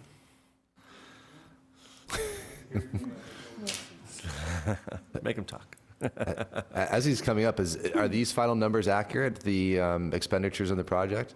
They're, I think, when we say they're 90% accurate, I mean, we're still closing out, but what we're closing out is not substantial given what the other Nice. numbers are. Well done. $3 million. Just to echo what Bob said, the place is amazing. It was seamless as far as being involved with something like this. You realize how much work it takes behind the scenes and all the organization and all the planning. And, Bob was definitely on it and made sure there was no bumps in the road. And as far as the station itself, I can't explain the difference it is from where we are now to what we're going to be in. And it's very efficient. The layout of the station is very compliant with the way we work, the way it's separated with the floors. It's, you guys, when we have the opening, you guys will see what I'm talking about. It's hard to explain, but it's amazing. And it shows good character for this town. And just a picture of it driving by, it's a beautiful sight for the town. Awesome. Well deserved. Thank you. All right. Still on you. Is it budget presentation? I'll keep moving. Preparation, rather? Cognizant of the time, we had a discussion this afternoon about where we're at in terms of looking at the fiscal year 27 budget. We've discussed, various things here, one-stop shops, grants, et cetera, so I'll try to be quick. You know, on the agenda is the introduction of the capital improvement plan. I think for last year, this was done in February. Lori and us were working expeditiously to get out ahead of as many budgetary things as possible. So we have met with Raynham, with the school district to, have open conversations, be collaborative, and we're trying to give them as much information as possible in terms of where our revenue would be. Obviously, there's some things that we don't control. There's a governor's budget, et cetera, that will come out, but we're communicating. We're putting plans in place to try to be timely with a fiscal year 27 budget. So that's my update there. I do want to, and I think it sort of covers the budget. You know, there's been questions about the one-stop shop, MBTA grants, et cetera. You know, we have talked about the grants that we've received. We've talked about exactly, you know, what is available. In the MMA, Mass Municipal Association, the Beacon for December, and we can share this further. It highlights those one-stop shop grants, $179 million for economic development. They highlight, for example, Monson, a community, got $5.5 million for infrastructure projects. That's the information there. Anyone can get that information. It's on the Executive Office of Economic Development's website. It outlines projects and communities that have received that. I encourage people, we've said this information already, but you know, here it is from the Commonwealth, so you can get that information yourself. So that's my update for fiscal year 27 budget. Transition to the website update and communications. We have talked about this a couple of times, but I want residents to know that we've had many listening sessions. Even before I became town manager, I had a listening session. I love that process. I've had town manager open office hours, and we listen to public comment. One of the comments at a previous meeting was about our website and why are we posting more information on the website? It needs to be a little bit easier, et cetera. We've talked about that. We are transitioning from our current website. Before I became town manager, we transitioned to a new contract to realize some savings for the town. That contract ends at the end of December. Our team is working, and the IT team is working with our departments to try to make sure this site, the new site we're transitioning to, is the best version as possible as we launch it. So we're investing our time and attention to that website. Understand that we hope, you know, moving forward, we're going to put more information on the website. We're hopefully it's going to be more transparent and easier. But I want people to realize that we've talked about it. We're focusing on the new website. Some of the information that we're talking about here, I've talked with departments. We'll put it on our website. But it's the new website that we're focusing on, and that will be launching in January. Our contract ends December 31st. I think that's important to say that. Are there areas for improvement for communication? Absolutely. And we're going to be looking at that moving forward. But I do want to highlight, that's the reason why we're focused on the new website and not the current one. I think Mark may have a question. Yes, not a question. I want to make a motion to extend this meeting, and I'm going to put a time on it to 10:30. Make a motion to extend past 10. Do we have a second? Second. Any discussion? All those in favor? Aye. Any opposed? All right, motion carries. Thank you, Mark. So was that for website update? Yep. Okay, so then we're on to water emergency update. So in the agenda that we provided, I included a memo for myself to the council to talk about, you know, some of the work and things that we've done, highlighting that this work has been going on for some time. I want to take advantage of the opportunity just to quickly understand the time that we have. Talk about giving a summary of what we've done and what we are doing. You know, I want to be very clear that the town has done work regarding this water infrastructure. It's paid millions of dollars in water infrastructure projects. I won't go through all of them, but the High Street Treatment Plant was completed in 2023 for iron, manganese, and nitrate treatment, $16 million. We've had water meter replacement projects, water main replacement projects, replacement of wells, 9R and 5R, that was completed this last summer. There's been significant work that has gone into the infrastructure. Do we need to do more work? Yes, we do. The question about have we talked about our water needs and what we're planning to do. The town commissioned a water master plan in 2024. That plan is on our website. That highlights specific projects that we've utilized as a part of our capital improvement plan that we're working towards. I want people, and this is a large document, I will acknowledge that it's 60-plus pages, but it outlines a lot of the work that the town has done and the work that we will do. This is the master plan. This is what we're operating off of. So that work was done in 2024 to commission that master plan. The council passed an ordinance in 2022 that implemented a water system development charge. And the reason for that was to ensure that new customers or those with expanding needs had to pay additional revenue to fund improvements to the town's water system. That was done in 2022. We commissioned a water rate study, and this council was aware of it. In August of 2025, we implemented new water rates that now made sure that water and wastewater users, especially high-tier water users, pay more for their water usage than what was being done before. We've established an internal water strategies group that includes our engineering firm, our town staff, that includes CED, DPW, town manager staff, where we focus on improving water quality and supply to meet demand, and we meet on a bi-weekly basis regarding that. We also added another additional internal group with CED, DPW, building, police, fire, where we work now on a monthly basis to talk about projects coming before the town, making sure we're all on the same page, we're communicating, and we understand what's coming to the town. That's what we've done. I want to highlight a little bit what we are doing. And, you know, as mentioned in the memo and we've mentioned in previous meetings, you know, the advocacy of the community is important. It hasn't changed what we are doing, though. We've laid out a plan of what we're doing. We've been advocating, we've been going to the state trying to advocate for additional money. That's been the council, that's been our state reps, that's been my team, that's been me. We're doing that work. The interconnection with Middleborough, we mentioned in November that we were going to pursue that. I included, I got Monday, signed IMA from the town of Middleborough. The plan is to have that interconnection in place in January. It's a 3-month interconnection agreement. What the plan is, in addition to that, in addition to that interconnection, is we are looking at a temporary filtration system trailer. That is what we petitioned DEP for, and that's what we've been working on expeditiously, really trying to make this a priority. And that's why we had to ask for a water emergency declaration. In communication with DEP, they said in order to support this interconnection and the system, the treatment trailer, we would need to declare a water emergency declaration. And that's exactly what we did, because we've been progressing to that work. The plan is with that mobile treatment trailer is to ensure that we can utilize 10A and 10B, or those sources of water, to add to our capacity. Our plan, and we've said this specifically, we do not want to turn 10A and 10B on unless we absolutely have to. If there's a catastrophic situation in town, we don't want to turn those wells on. So we've put a plan in place to make sure we try to do that. We're also expediting the process to commence work to tie 10A, 10B. We're looking at emergency procurement to see if we can start that work. We had loan authorization that was granted in May of this year to do that work. We're looking at emergency procurement to get that process started immediately as soon as possible. Now, one of the other things that we're doing, I know a resident asked us about a blue drop machine. We're investigating other blue drop machines in sites in town that might be suitable.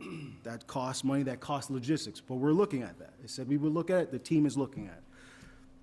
We're continuing our discussions with our regional partners regarding additional water sources. I know we've mentioned before, we've talked with Taunton previously, we've talked with East Bridgewater, we've obviously talked with Middleborough, we've talked with Brockton.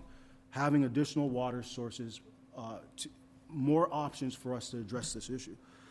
And then the other thing is the advocacy for additional grants, earmarks, and alternative funding sources. I know our Senator Driscoll and Rep. Gallagher sort of implied what is good news. We have been advocating for a long time, and we've been working. I've gotten many calls with the DEP commissioner where we were recently noticed that we are going to get a grant. There's been earmarked $2 million for the town of Bridgewater to address the water infrastructure challenges that we have. There's more, and we're going to continue advocating for that work. We're going to continue, but that's the work that we've been doing. We've been advocating, and it's a grant that we do not have to pay back. So I think I want the community to know we've heard them. We are working really hard. The advocacy from our legislative team, from the counselors, from the residents, from our team, we're working really hard. We have a plan. We're executing that plan. And as I said before, we will continue to come here and give updates when we can and tell you exactly where we're at, exactly what the plan is. And as we get timetables and we are able to give that information, we will provide that information as well. So I want the community to know that they've been heard, they've been listening. We're working really hard on this endeavor. So that's my update. Thank you. Any questions from counselors? I just wanted to know, in terms of exploring all the options, will you be exploring options that keep Bridgewater water for itself? That we are masters of our own destiny in terms of water and local water options? Absolutely.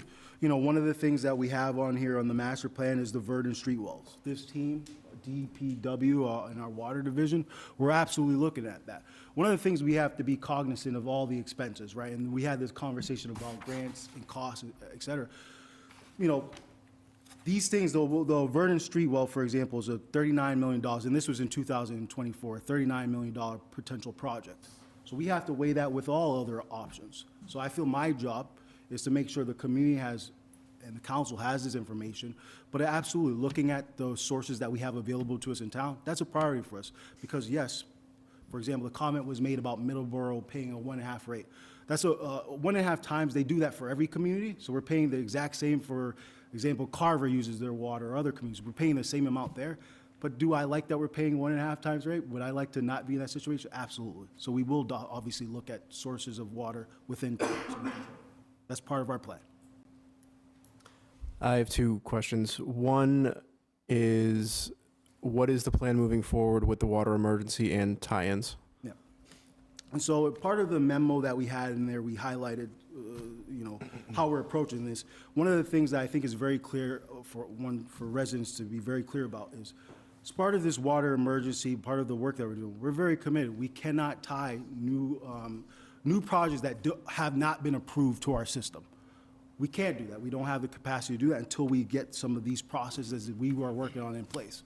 So that's what our commitment is. For non-approved projects, we will not allow them to tie in. Obviously, approved projects, and we've talked about potential litigation, et cetera, we navigate that. We collaborate with our partners, understanding what our timelines are in terms of these projects, where their timelines are in their construction projects. We've had those discussions. We're collaborating on that. And a resident brought this up, that it's been asked a couple times, so I just thought I'd ask it. Piping on Flag Street, the water mains on Flag Street.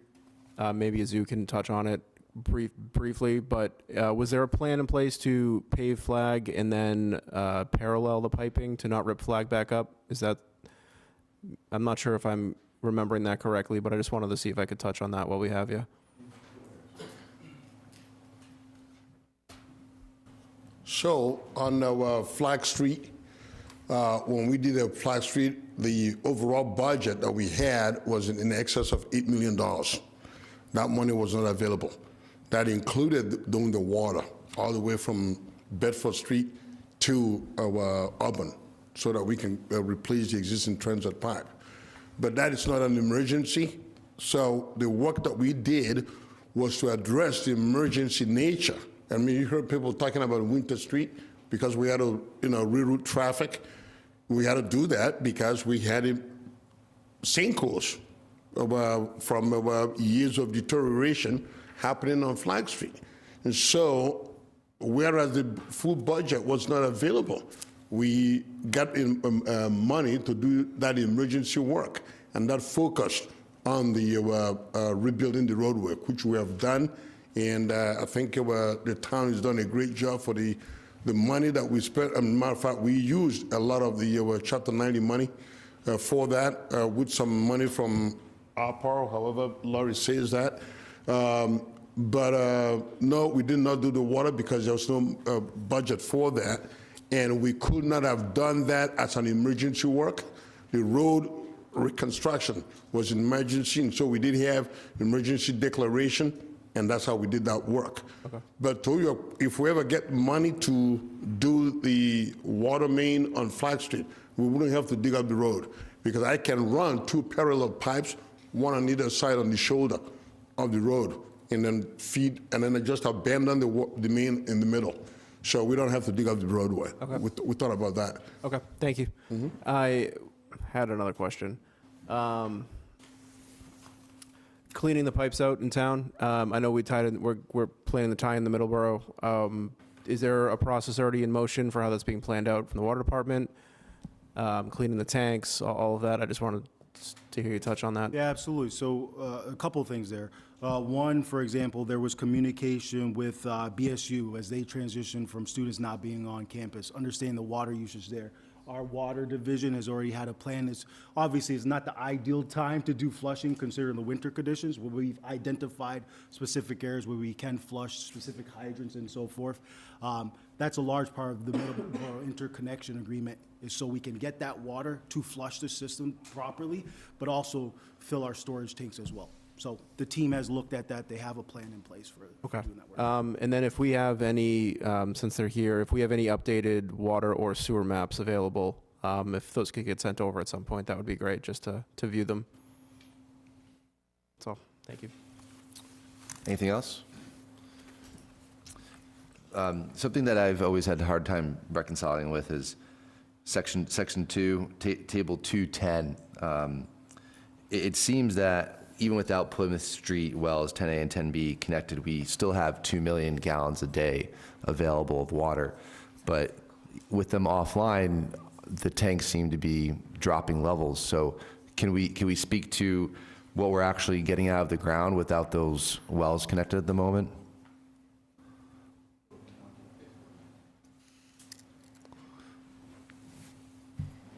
So right now we're probably doing a 1.45 million gallons a day right now. Those combined wells at 10A and 10B are going to give us approximately 500,000 gallons of water. Can you speak to the discrepancy why we're getting 1.5 and not just looking at the report? We should be able to get up to 2. Yeah, so every year we have to go through what's called a redevelopment process on some wells. As you use wells consistently over the course of years and things like that, you start to deteriorate the water quality, 1, and 2, you also start to pull water that is not recharging the aquifer. So as we continue to pump and continue to rotate our well development, each year we can only do 2 or 3 wells a year, so that's where you're seeing the discrepancies, is every year we can only get a certain amount done, where the years that we don't do that well, we're going to have lower production rates on those wells. That was very helpful. Thank you. I have one more question while you're up here. High Street was originally designed around certain manganese levels, and the levels that are coming out of 10A and 10B, at least the most recent tests, are super high, I think 0.6 or 0.7. I'm sure you guys already thought of this, but just to ensure everybody's confidence, once we pump the water over from Plymouth Street over to High Street, I'm assuming that we've done the calculations that we're going to be able to handle that amount of manganese that's going into that plant. Yeah, so the last time I was up here, I mentioned the pilot studies. Both of those pilot studies are now complete. That's what we were doing with those pilot studies, was determining whether the water quality at 10A and 10B were viable for what we already have at High Street. To let you guys know, the pilot studies have been going well. There is a couple more little certain things that we have to do between now and Friday to ensure all of that, but so far everything is moving forward with the right progress and the treatment systems that are already in place at High Street. Great. Anything else? Cool. That was very helpful. Thank you. All right. Any other questions on the water update? Okay. Seeing none, we'll move on. What's that? Oh, yes. I always forget. Future requests for town manager. Do you want to start first? Yeah. Can we just get an update on the Summer Street project with BSU, see if that's gone anywhere, any updates on that? And then the supplemental budget that you gave in July listed, I think it was 6 positions that were either frozen or being delayed 6 months for hiring. Could we just get an update maybe sometime in January on where things stand with those, just on the overall supplemental budget in general?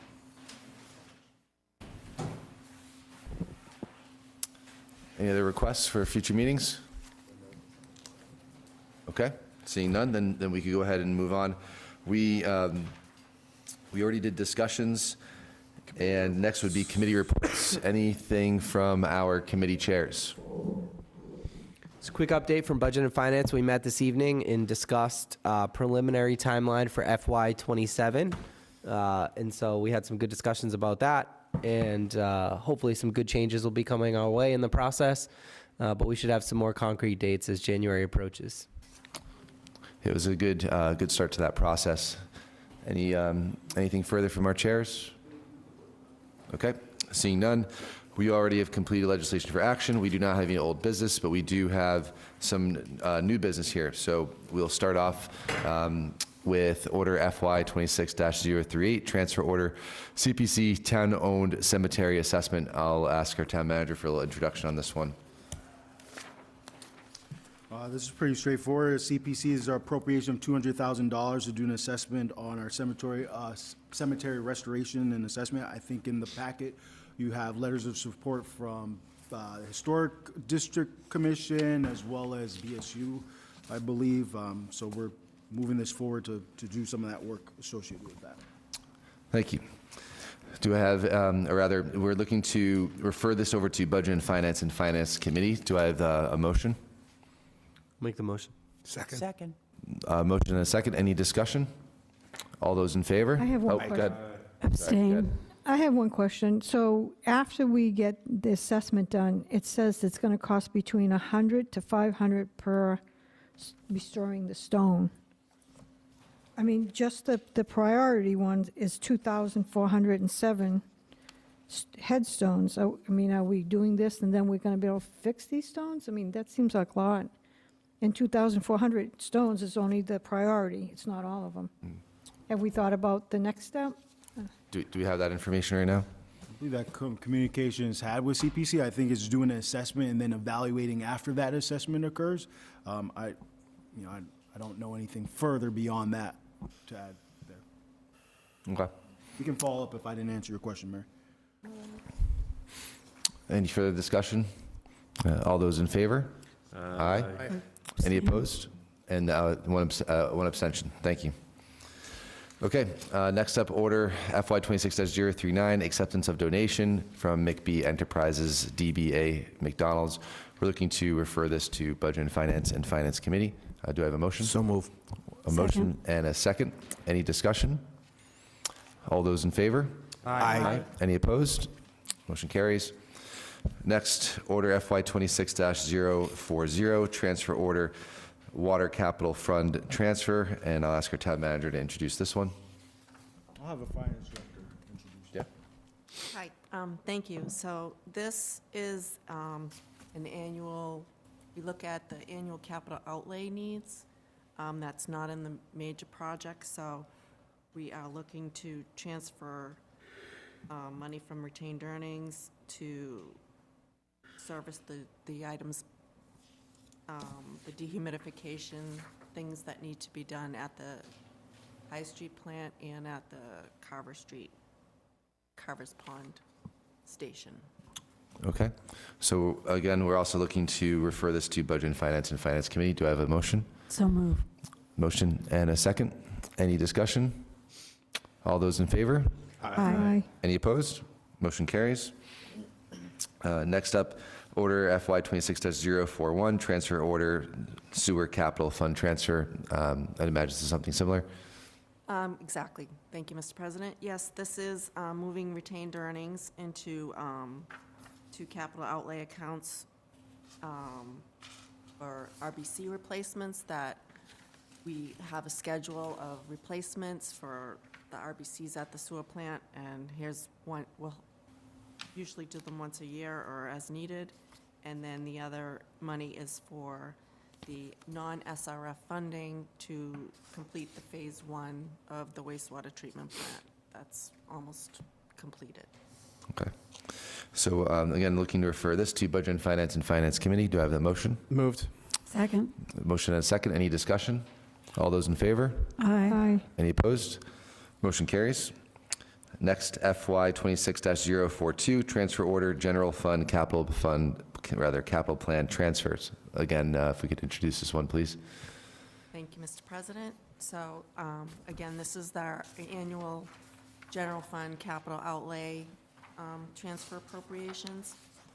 We already had the school appropriation for fiscal '26 come before you, so these are the town necessary outlays that you'll have the capital plan I think, in a couple more on the next order or so.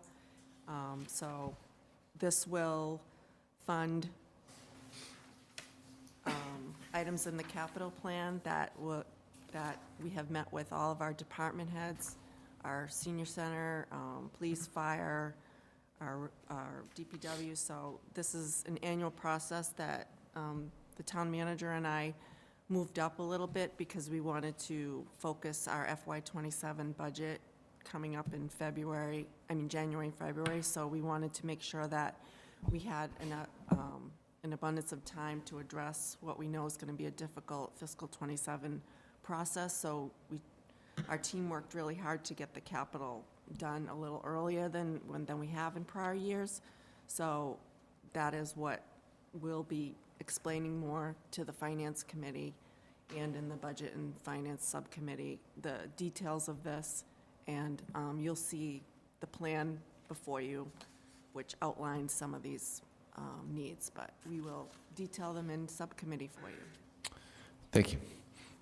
Mr. President, I just want to add, to what Lori said. I do want to say I appreciate the work that Lori and the finance team did. They did a yeoman's work on this, as well as our department heads, trying to collaborate to get this a little bit sooner. Obviously, diving into the budget subcommittees, we'll talk about a bit of the, our proposed uses of funding. But I would highlight, for example, the roadway improvements. Something we've talked about. We've had the listening sessions about trying to allocate some additional money for roadway improvements. We meet that commitment this year. It's not a lot, but one, we want to start a seed money where we can augment the Chapter 90 funds, knowing that that's not enough to address all the infrastructure challenges and needs we have, but we start that process with this capital. So I'm proud of the work that we did there. We look forward to talking about this further as we move forward. Thank you. So looking for a motion to refer to Budget and Finance Committee? So moved. Second. Motion made and a second. Any discussion? All those in favor? Aye. Any opposed? Motion carries. Next up, Order FY 26-043, Transfer Order, Ambulance Overtime Transfer Order. And I'll ask our folks over here to introduce this one as well. I'll have Lori introduce it, but I do want the council to hear from Chief Slats. I know he's talked about this before, but I think it's important as we introduce the order. I want you to hear from Chief Slats. So I'll have Lori introduce it and then have Chief Slats talk about it. Yep, thank you. So this is a transfer order from the Ambulance Receipts Reserve, and you'll see that this transfer will offset some EMS-related expenses in the fire department budget and allow for overtime to increase the minimum from 10 firefighters per group to 11 or EMS. So the chief can go into more detail. He spoke on this issue previously, and the town manager, and I think the council have been discussing this. So here's the transfer order to make that happen for the next 6 months. So like I stated before when I was here, what this does is this will put our firefighters in a much safer position along with the residents on the east side of town. This will bring us up to 11 per group, which would give us that third firefighter on the engine on the east side of town. So now we'll operate both stations identically. There'll be a 3-person engine on east side, 3-person engine on the west side with an ambulance.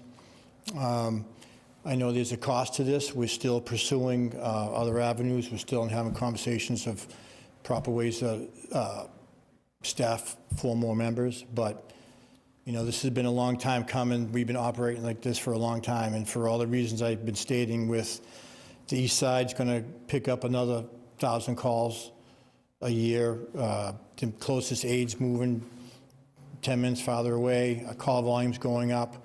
So, I've been bringing this up since 2023. So for this to happen right now puts us in a good place.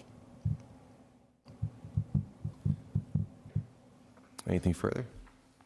I would just like to express kudos to Lori and to our town manager for having arrived at this situation with stabilization or whatever funds that you used. I'm very pleased that this has occurred. Thank you. Just want to elaborate that a little bit. We don't make this decision lightly. However, we've also had work, and we've been working with the chief. We're looking at we've looked at opportunities to realize savings on our overtime. Typically, we've supplemented the fire budget at the end of the year for overtime. We've worked collaboratively with our union groups, with our chief, to implement things that help us augment the overtime. So we understand this is important. Public safety is important. One thing that I want you guys to know is that obviously we're going through the process of putting an order in place, but I've communicated with the chief in January when we transition. He has the capability to do the overtime that's necessary and then properly fund this order. So we are prioritizing the safety of the community. Thank you. I want to thank you, Mr. Casanova Davis. I know I've been pecking at you a little bit here and there, but to find the money, I really appreciate that, as the fire department and the residents do too. A lot of them feel calmer knowing that they're safer. They've come up to me and they're very thankful that you did that. Chief, while you're up, what's the call volume going to be this year? What do you think? It has dropped down these last couple months. We started out pretty heavy, pretty busy in last January. So last year we broke 5,000. We'll do that again this year, maybe probably an additional 100 more than last year. Okay. Thank you. Anything further? All right. Well, thank you very much. Thank you, Chief.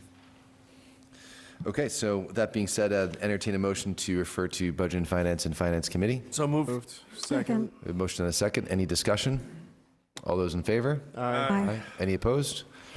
Motion carries. Next up, Order FY 26-044, Water System Improvements Loan Authorization. And again, our town manager, please. Yes. So we had put this order in place as we were discussing the opportunities, one, the treatment trailer, as well as the interconnection with Middleborough. I think as you see at the bottom of the order, we said we've been actively seeking grant funds or alternative funding sources, as you all are aware, for a long time.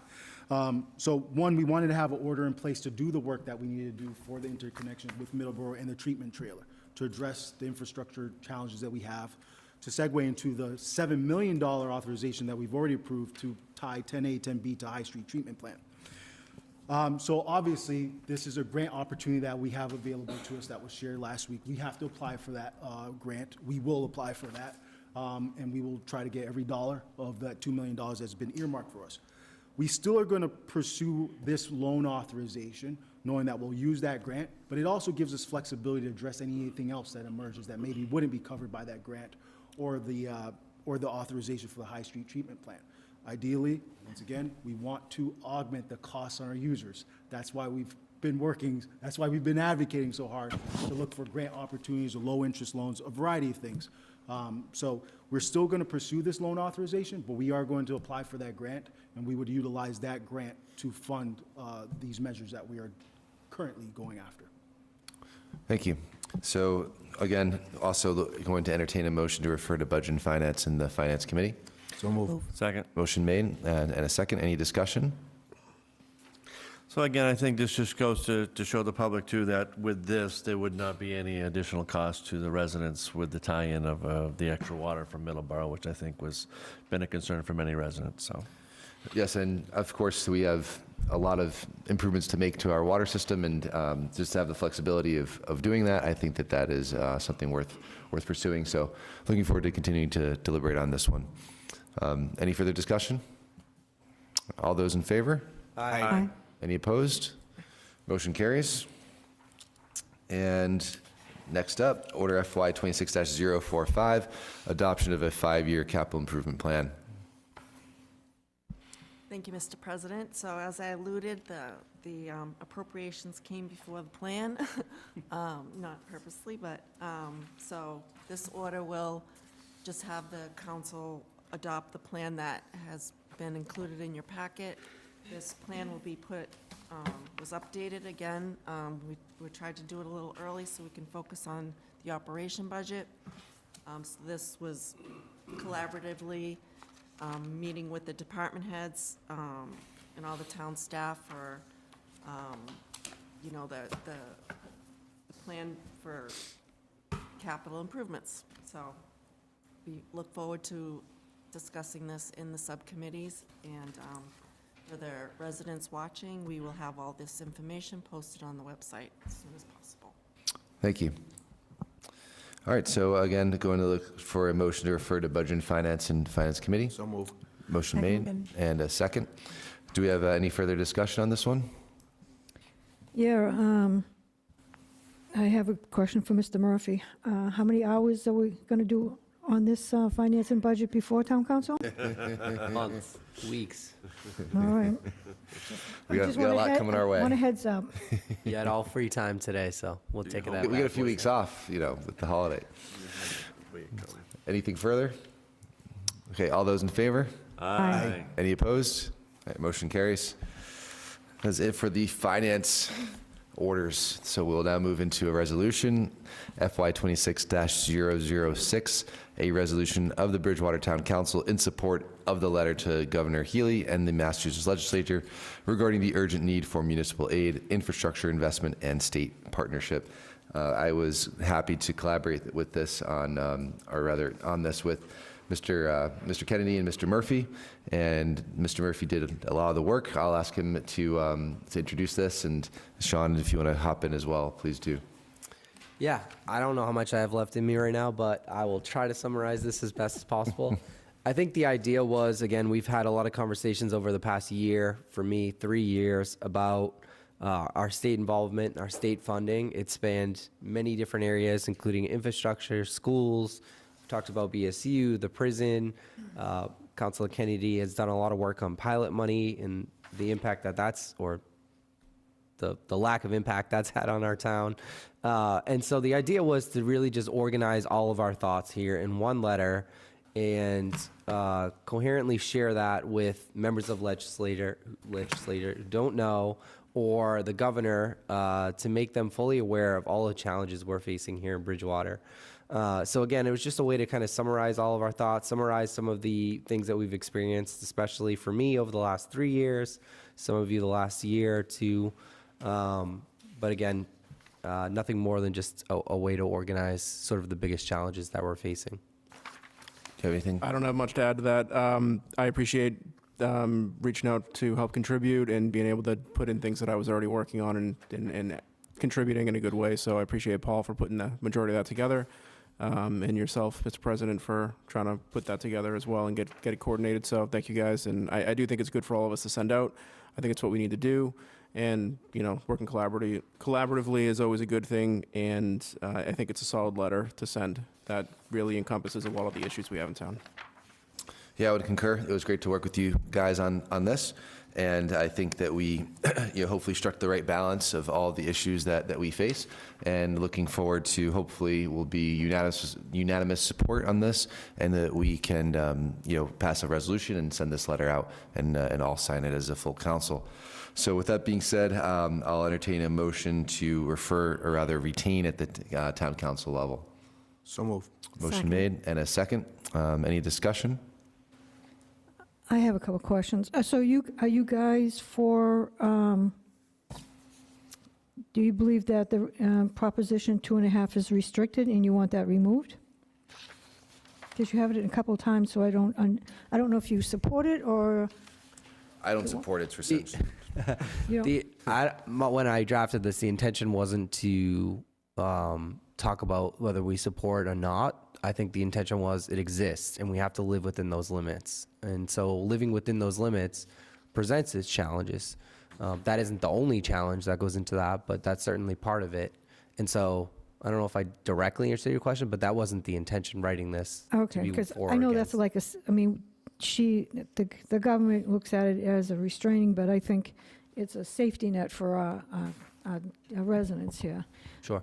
The other thing, it would have been, this is only suggesting, how the MMA said that we're only getting 20% and most states are getting 39 of the local? That would be nice to remind her of that.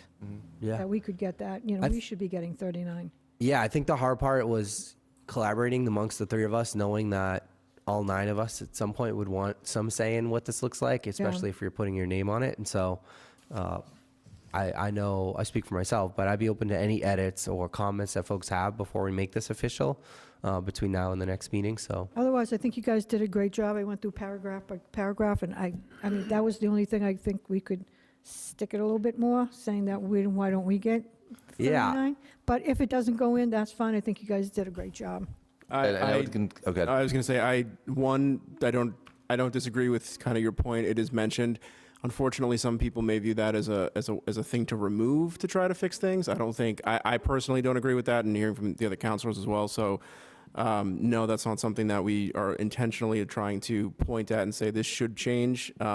It's mostly to highlight the issues we have in town, as well as there was a second thing that you had said that I wanted to comment on.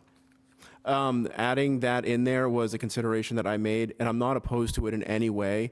I think what I was running into is the length of the document itself and how much someone will retain from reading it. So my hope would be that they've read the MMA study because everyone is getting it.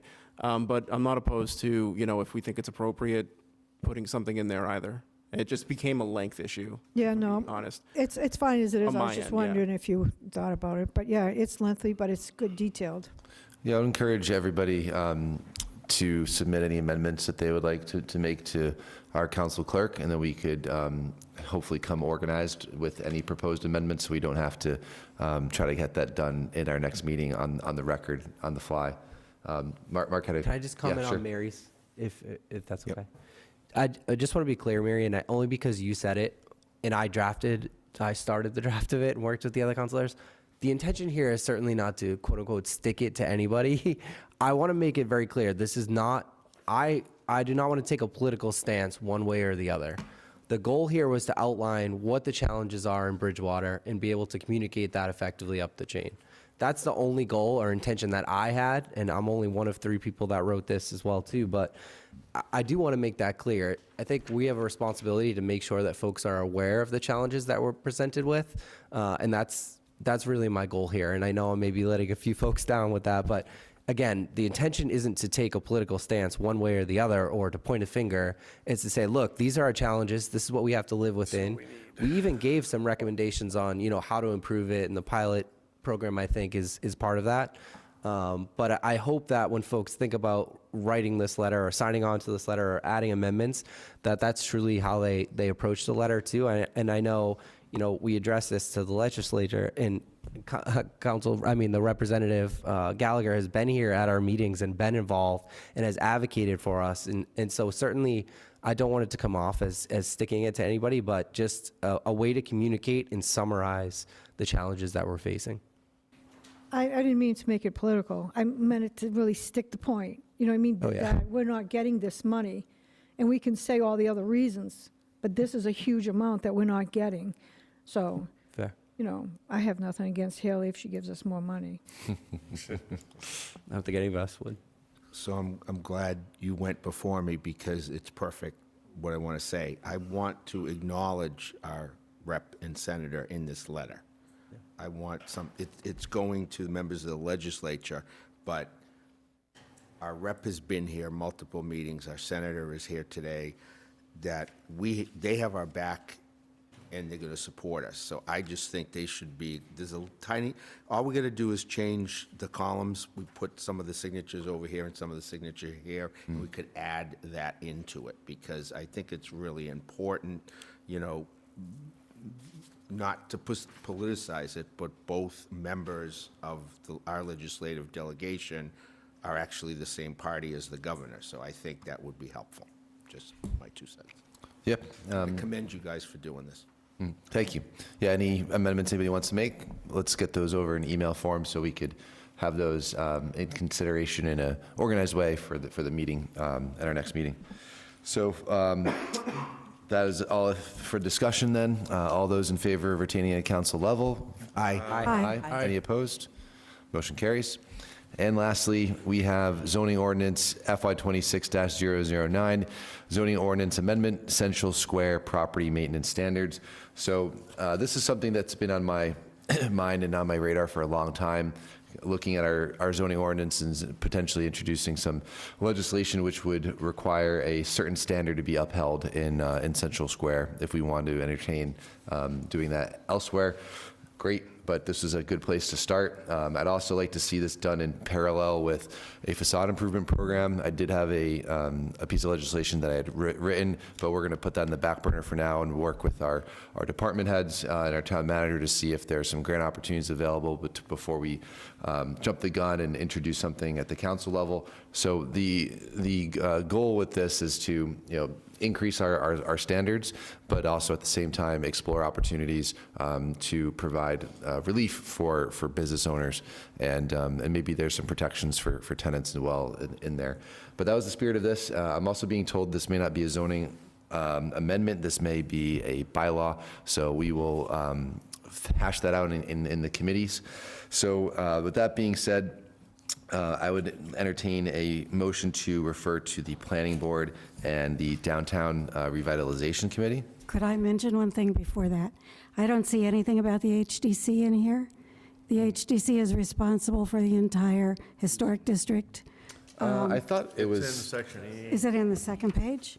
Oh, On the okay. back I was side trying. of the page. Yeah, and actually, Okay. should we refer to them as well? Oh, absolutely. I mean, you can't do anything there without their permission. Okay, so we want to hear their input on it. Since it is going to the planning board, I also believe it should be before CED. Well, now I'm wondering. Community and Economic Development, CED is Downtown Revitalization is an ad hoc committee. CED is a standing committee.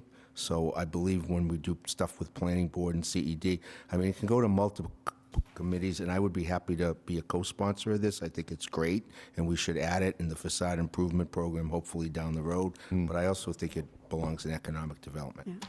And we should remember that the HDC is appointed by the state to oversee. I mean, so we can't go in and do a bunch of stuff till we have their permission. I don't know if it's efficient to refer to 4 different boards and committees, so why don't we take these one at a time? I mean, if it's the will of the council, if somebody wants to make a motion, I would entertain starting with the planning board, and then we can kind of go from there. Could I say one thing before we do that? Yeah. So the downtown committee's meeting on Thursday, and we're having the chair of the historical commission and the chair of the historical committee to look at this project. At the historical commission or the historic district commission? Both. We're having Both Bill is going to be there both chair, as well? yeah, and the tree, and the chairman of the tree committee and the tree warden, because our ad hoc is to do downtown, and this is what we're working on. So we're starting that Thursday. Okay. Paul, did you have something? I was going to say, can we refer things to the that means? Mike. No, not typically. Is it like, are we just asking their opinion or their input, or how does that work? I don't know the legality behind it, but probably have to have a conversation after the meeting. I'd have to look into it. This is the first time even seeing the ordinance, so we'll probably have to vet this as well, because You can't do this without the historic district commission. I would probably, to be safe, if you don't know that it's a zoning ordinance as of now, you may want to just refer it to a committee of the council to start, and then if need be, then you can refer it to planning board for a public hearing, and then you would just have your either joint hearings, or you'd have a hearing at the council level thereafter. It's hard to say if this would be a zoning ordinance or not, but I think we need to vet it a little bit. The planning board can't do anything. I understand the intent of it, so we have to just figure out how to work within those confines. I would do downtown first. Yeah, okay. I would just make a suggestion that it maybe go to downtown first for just some input. Again, if it's in conjunction with anything that is planned with that committee, we can get some feedback. And then for a hearing situation for planning board and CED, that could, and also vetting out the language of this as well through our town attorney. But I think that public hearing situation after the fact would probably be appropriate.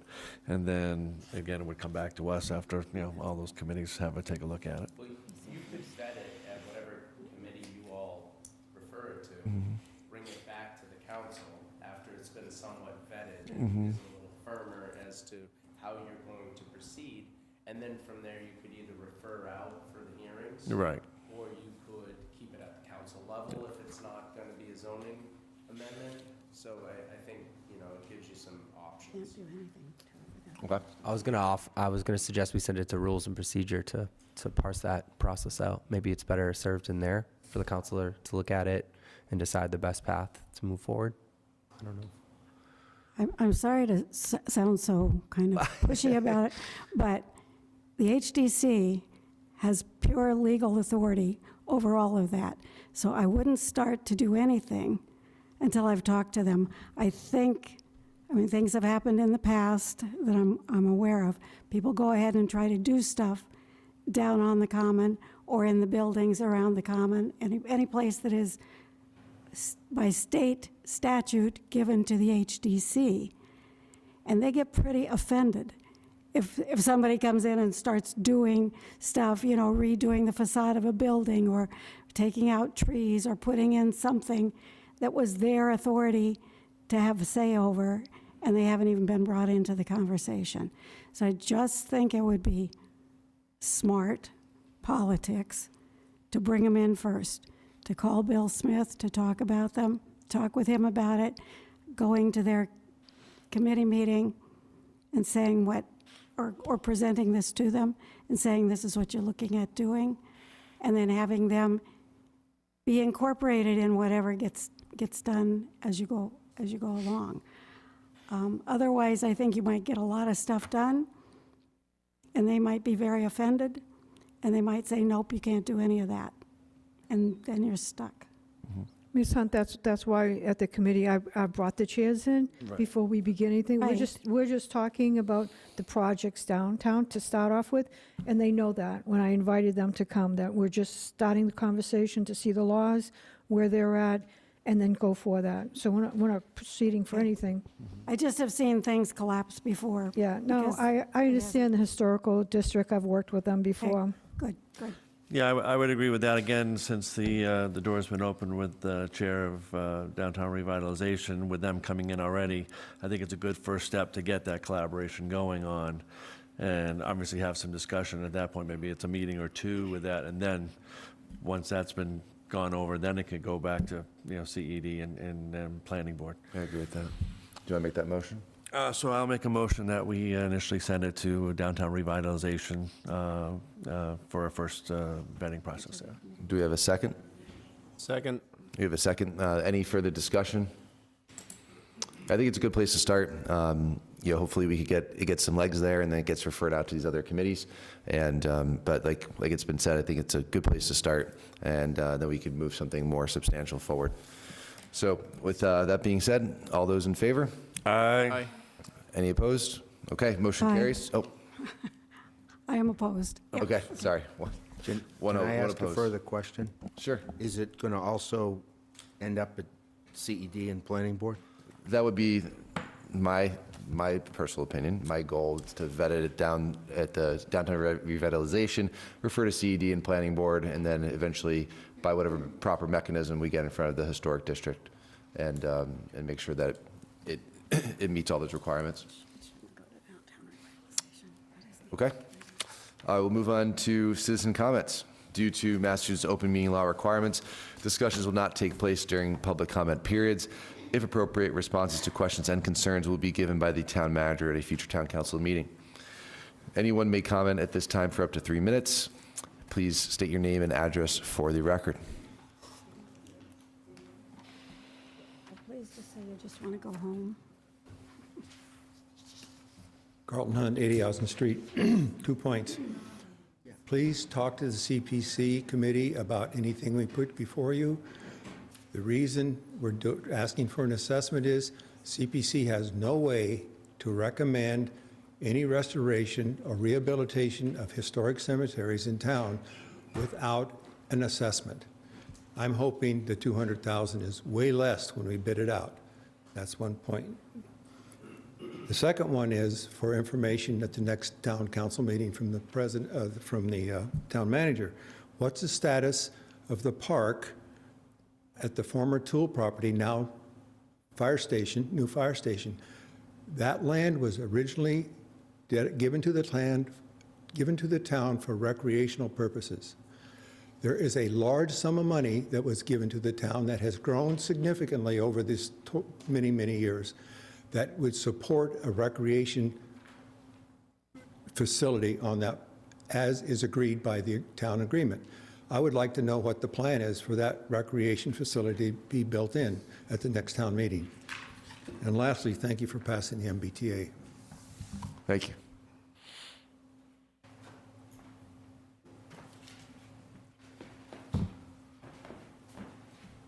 Janet Hanson, Pleasant Street. I do feel like Ms. Hunt that that information on the zoning ordinance 009 does need to involve the Historic Commission. So I just hopefully that will go in there, but I am pleased to see that, but I still hopefully it will be written in there somewhere to help protect the tenants, that the landlords, there's certain landlords that may take advantage of that and jack up their price, which would mean their buildings are going to be empty because no one's going to be able to afford the rent. So you can make them look all nice that you want, but there's not going to be anybody that's going to be able to go in it. And I just want to mention, as far as the letter, it's a great letter. I just hope once you send it, there's follow-up on it. You know, don't just send it and then hopefully, you know, don't hear from somebody follow up on it. Say, hey, did you get our letter?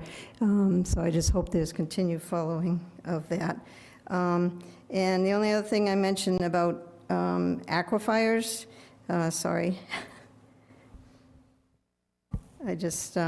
Aquifers are like a sponge. It has the groundwater in it, and it does help with water and irrigation, but it can be, it's not free water. You do have to manage it properly. It can be contaminated by not being used the right way. I was going to read you something, of course, then my little phone decided to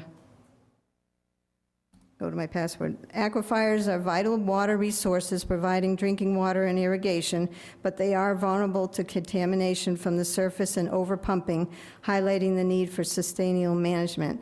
You have to take care of it. And not every place, like down the NIP, there's an aquifer, but it's an ACEC. There's restrictions on that one.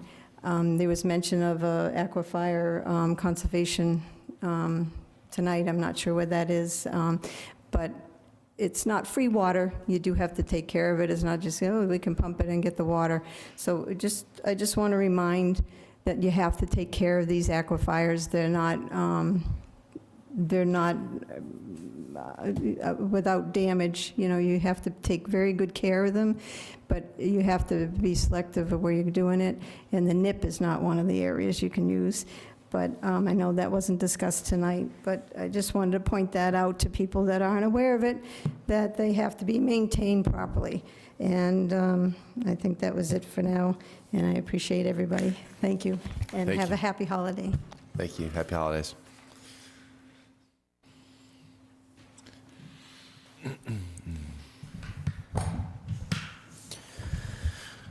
Mr. President, members of the council, residents remaining in attendance, good evening. MJ Spagone, 5 Lakeshore Center, Unit 1128. I just wanted to first and foremost thank Representative Gallagher and Senator Driscoll for having visited the council meeting this evening. It's good to hear from them. It's good to see you guys present. Try to make a habit of keep doing it. We do appreciate it. It is nice to have constituents be seen by their elected representatives. I did want to also thank folks that got up this evening to speak their minds. Your views are valued and appreciated. Keep on speaking. The one thing I do want to bring to your attention, Mr. President, and this is something that has bothered me for quite some time, and has happened over the course of several meetings over the last few years. As President of the Council, you are basically the referee, the coach of the meeting to keep things on track and to keep things in order. There are some of us who are in attendance who have issues with hearing. I do have a little bit of trouble hearing in my ear. So when I'm hearing folks try to speak up here, sometimes you are very soft-spoken. It is difficult.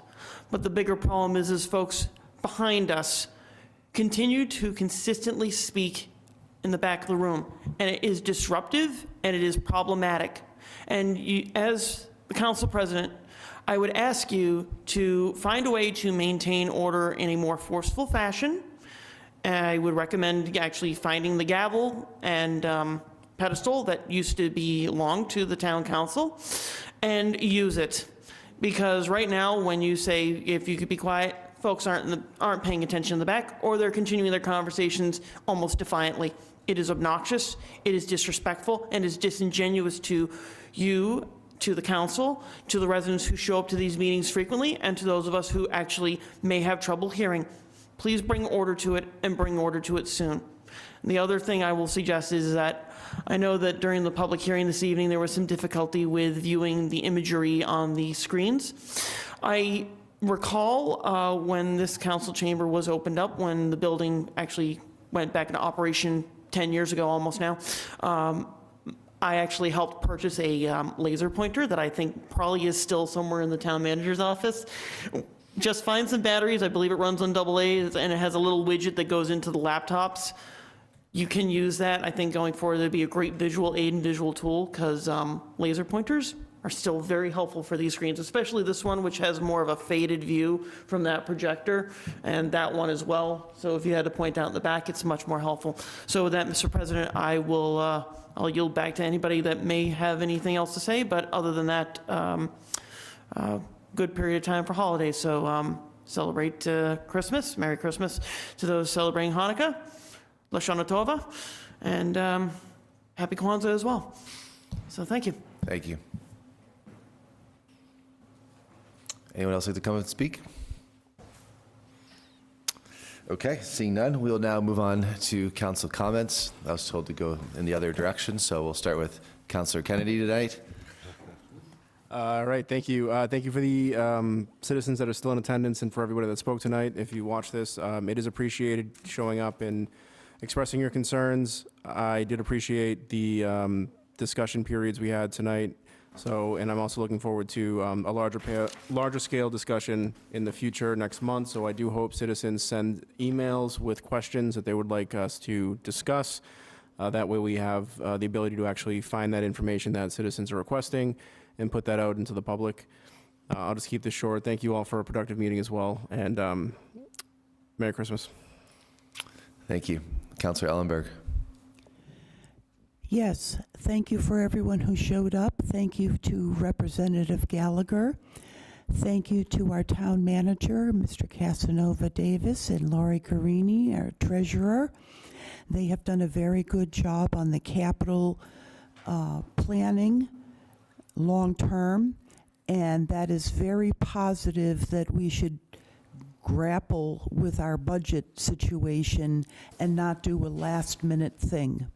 So kudos on that, and that's all I have. Thank you. Dr. Perry? Jumping right to me, okay. Mary's. That's right, sure. It just came out faster than usual. But yes, to echo the same sentiments, thank you to Representative Gallagher and Senator Driscoll for coming tonight. It was great having them here this evening. I want to thank the BBA and all their work on the Christmas on the Common. We had a great event. It was a great day, great turnout, nice parade to open up. We had most of us attend that. And so it was a good overall day and a great way to kick off the holiday season here in Bridgewater. And again, thanks to the town manager and the work of our DPW department, all the work they've done to come up with short-term solutions for our water issues, and as well as the work they're doing toward long-term solutions. Again, thanks to all the people that come out tonight. Again, this is local government in full action, and we're getting things done. So that's what it's all about. So happy holidays to everyone, and we'll see you in the new year. Thank you. Councilor Murphy. Yeah, same thing. A lot of the same comments. Thank you to everybody that spoke tonight. Thank you to our representative and our senator who came tonight. It was a great discussion, good opportunity for folks to see them and be able to ask questions. Also, thank you for the Bridgewater Business Association who put on the great parade. My son led the parade, and he certainly enjoyed it. So thank you to everybody who puts in the effort and time that it takes to put that together. And I think that's it. Thank you. Councilor Hunt? Just say ditto, ditto, ditto, ditto, ditto, all the way around. And happy everything to everybody, whatever you're doing the next week. And is there any possible way that we could think about getting it warmer in here when we're having meetings and it's freezing cold? So What a privilege. just think about it. Thank you. Trying to save money. That's horrible. Helps keep us awake. Counselor Lindy. Having dealt with that issue in a building for 25 years, it's probably a heating coil or something like that. I'll say ditto square to most of that. I really appreciate that all the residents come out and you know, we listen to what they have to say. Sometimes we agree, sometimes we disagree. I do want to thank our rep, only because he sat on this side of the table. But to sit here the whole meeting, the whole night, is extraordinary, in the freezing cold. I really think our senator and our reps have the best in our rep have the best in mind for this town.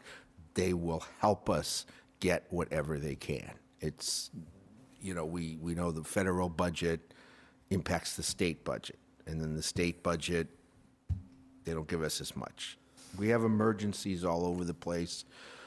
Let's go into the new year with hopes to fix some of these problems, to let the residents have their say in January, and submit those questions. It's important. I know it's this time of year, but still have a few days after Christmas to get those in, okay, before the end of the year. And then we can move forward, looking forward to exploring different options for our water issue. And just thank my fellow councilors for the polite and great conversations. Thank you. Vice President McGrath. Thank you, Mr. President. Happy Hanukkah, Merry Christmas, and Happy New Year. I wasn't ready. That was fast. Yeah, a lot of the same sentiments. The Christmas on the Common was great. The parade was great. The Veterans Dinner was also fantastic. Mr. Greg Martin put on a great first event. It was nice to see a lot of fellow councilors and our state representative there, and our state senator was there as well. And thank you guys for coming here tonight. The lights in the Common also look fantastic, so thank you to that community effort. I know that was a really big community effort. And as the other councilors mentioned, please submit any items for our public meeting. You have 2 weeks from today to do that, so please go ahead and get those submissions in. And I look forward to continue to work on our water issues and all of our other issues here. I think that we are taking the right steps in the right direction, starting with all this work that we are doing tonight and also have been doing up until this point. I continue to look forward to doing that work with you all. With that being said, I will entertain a motion for adjournment. So moved. Moved. Second. All right, all those in favor? Aye. Aye. Opposed? We are adjourned. Congratulations, Sonia. Yes. Get to mention it in my comments. My feet are freaking cold, man.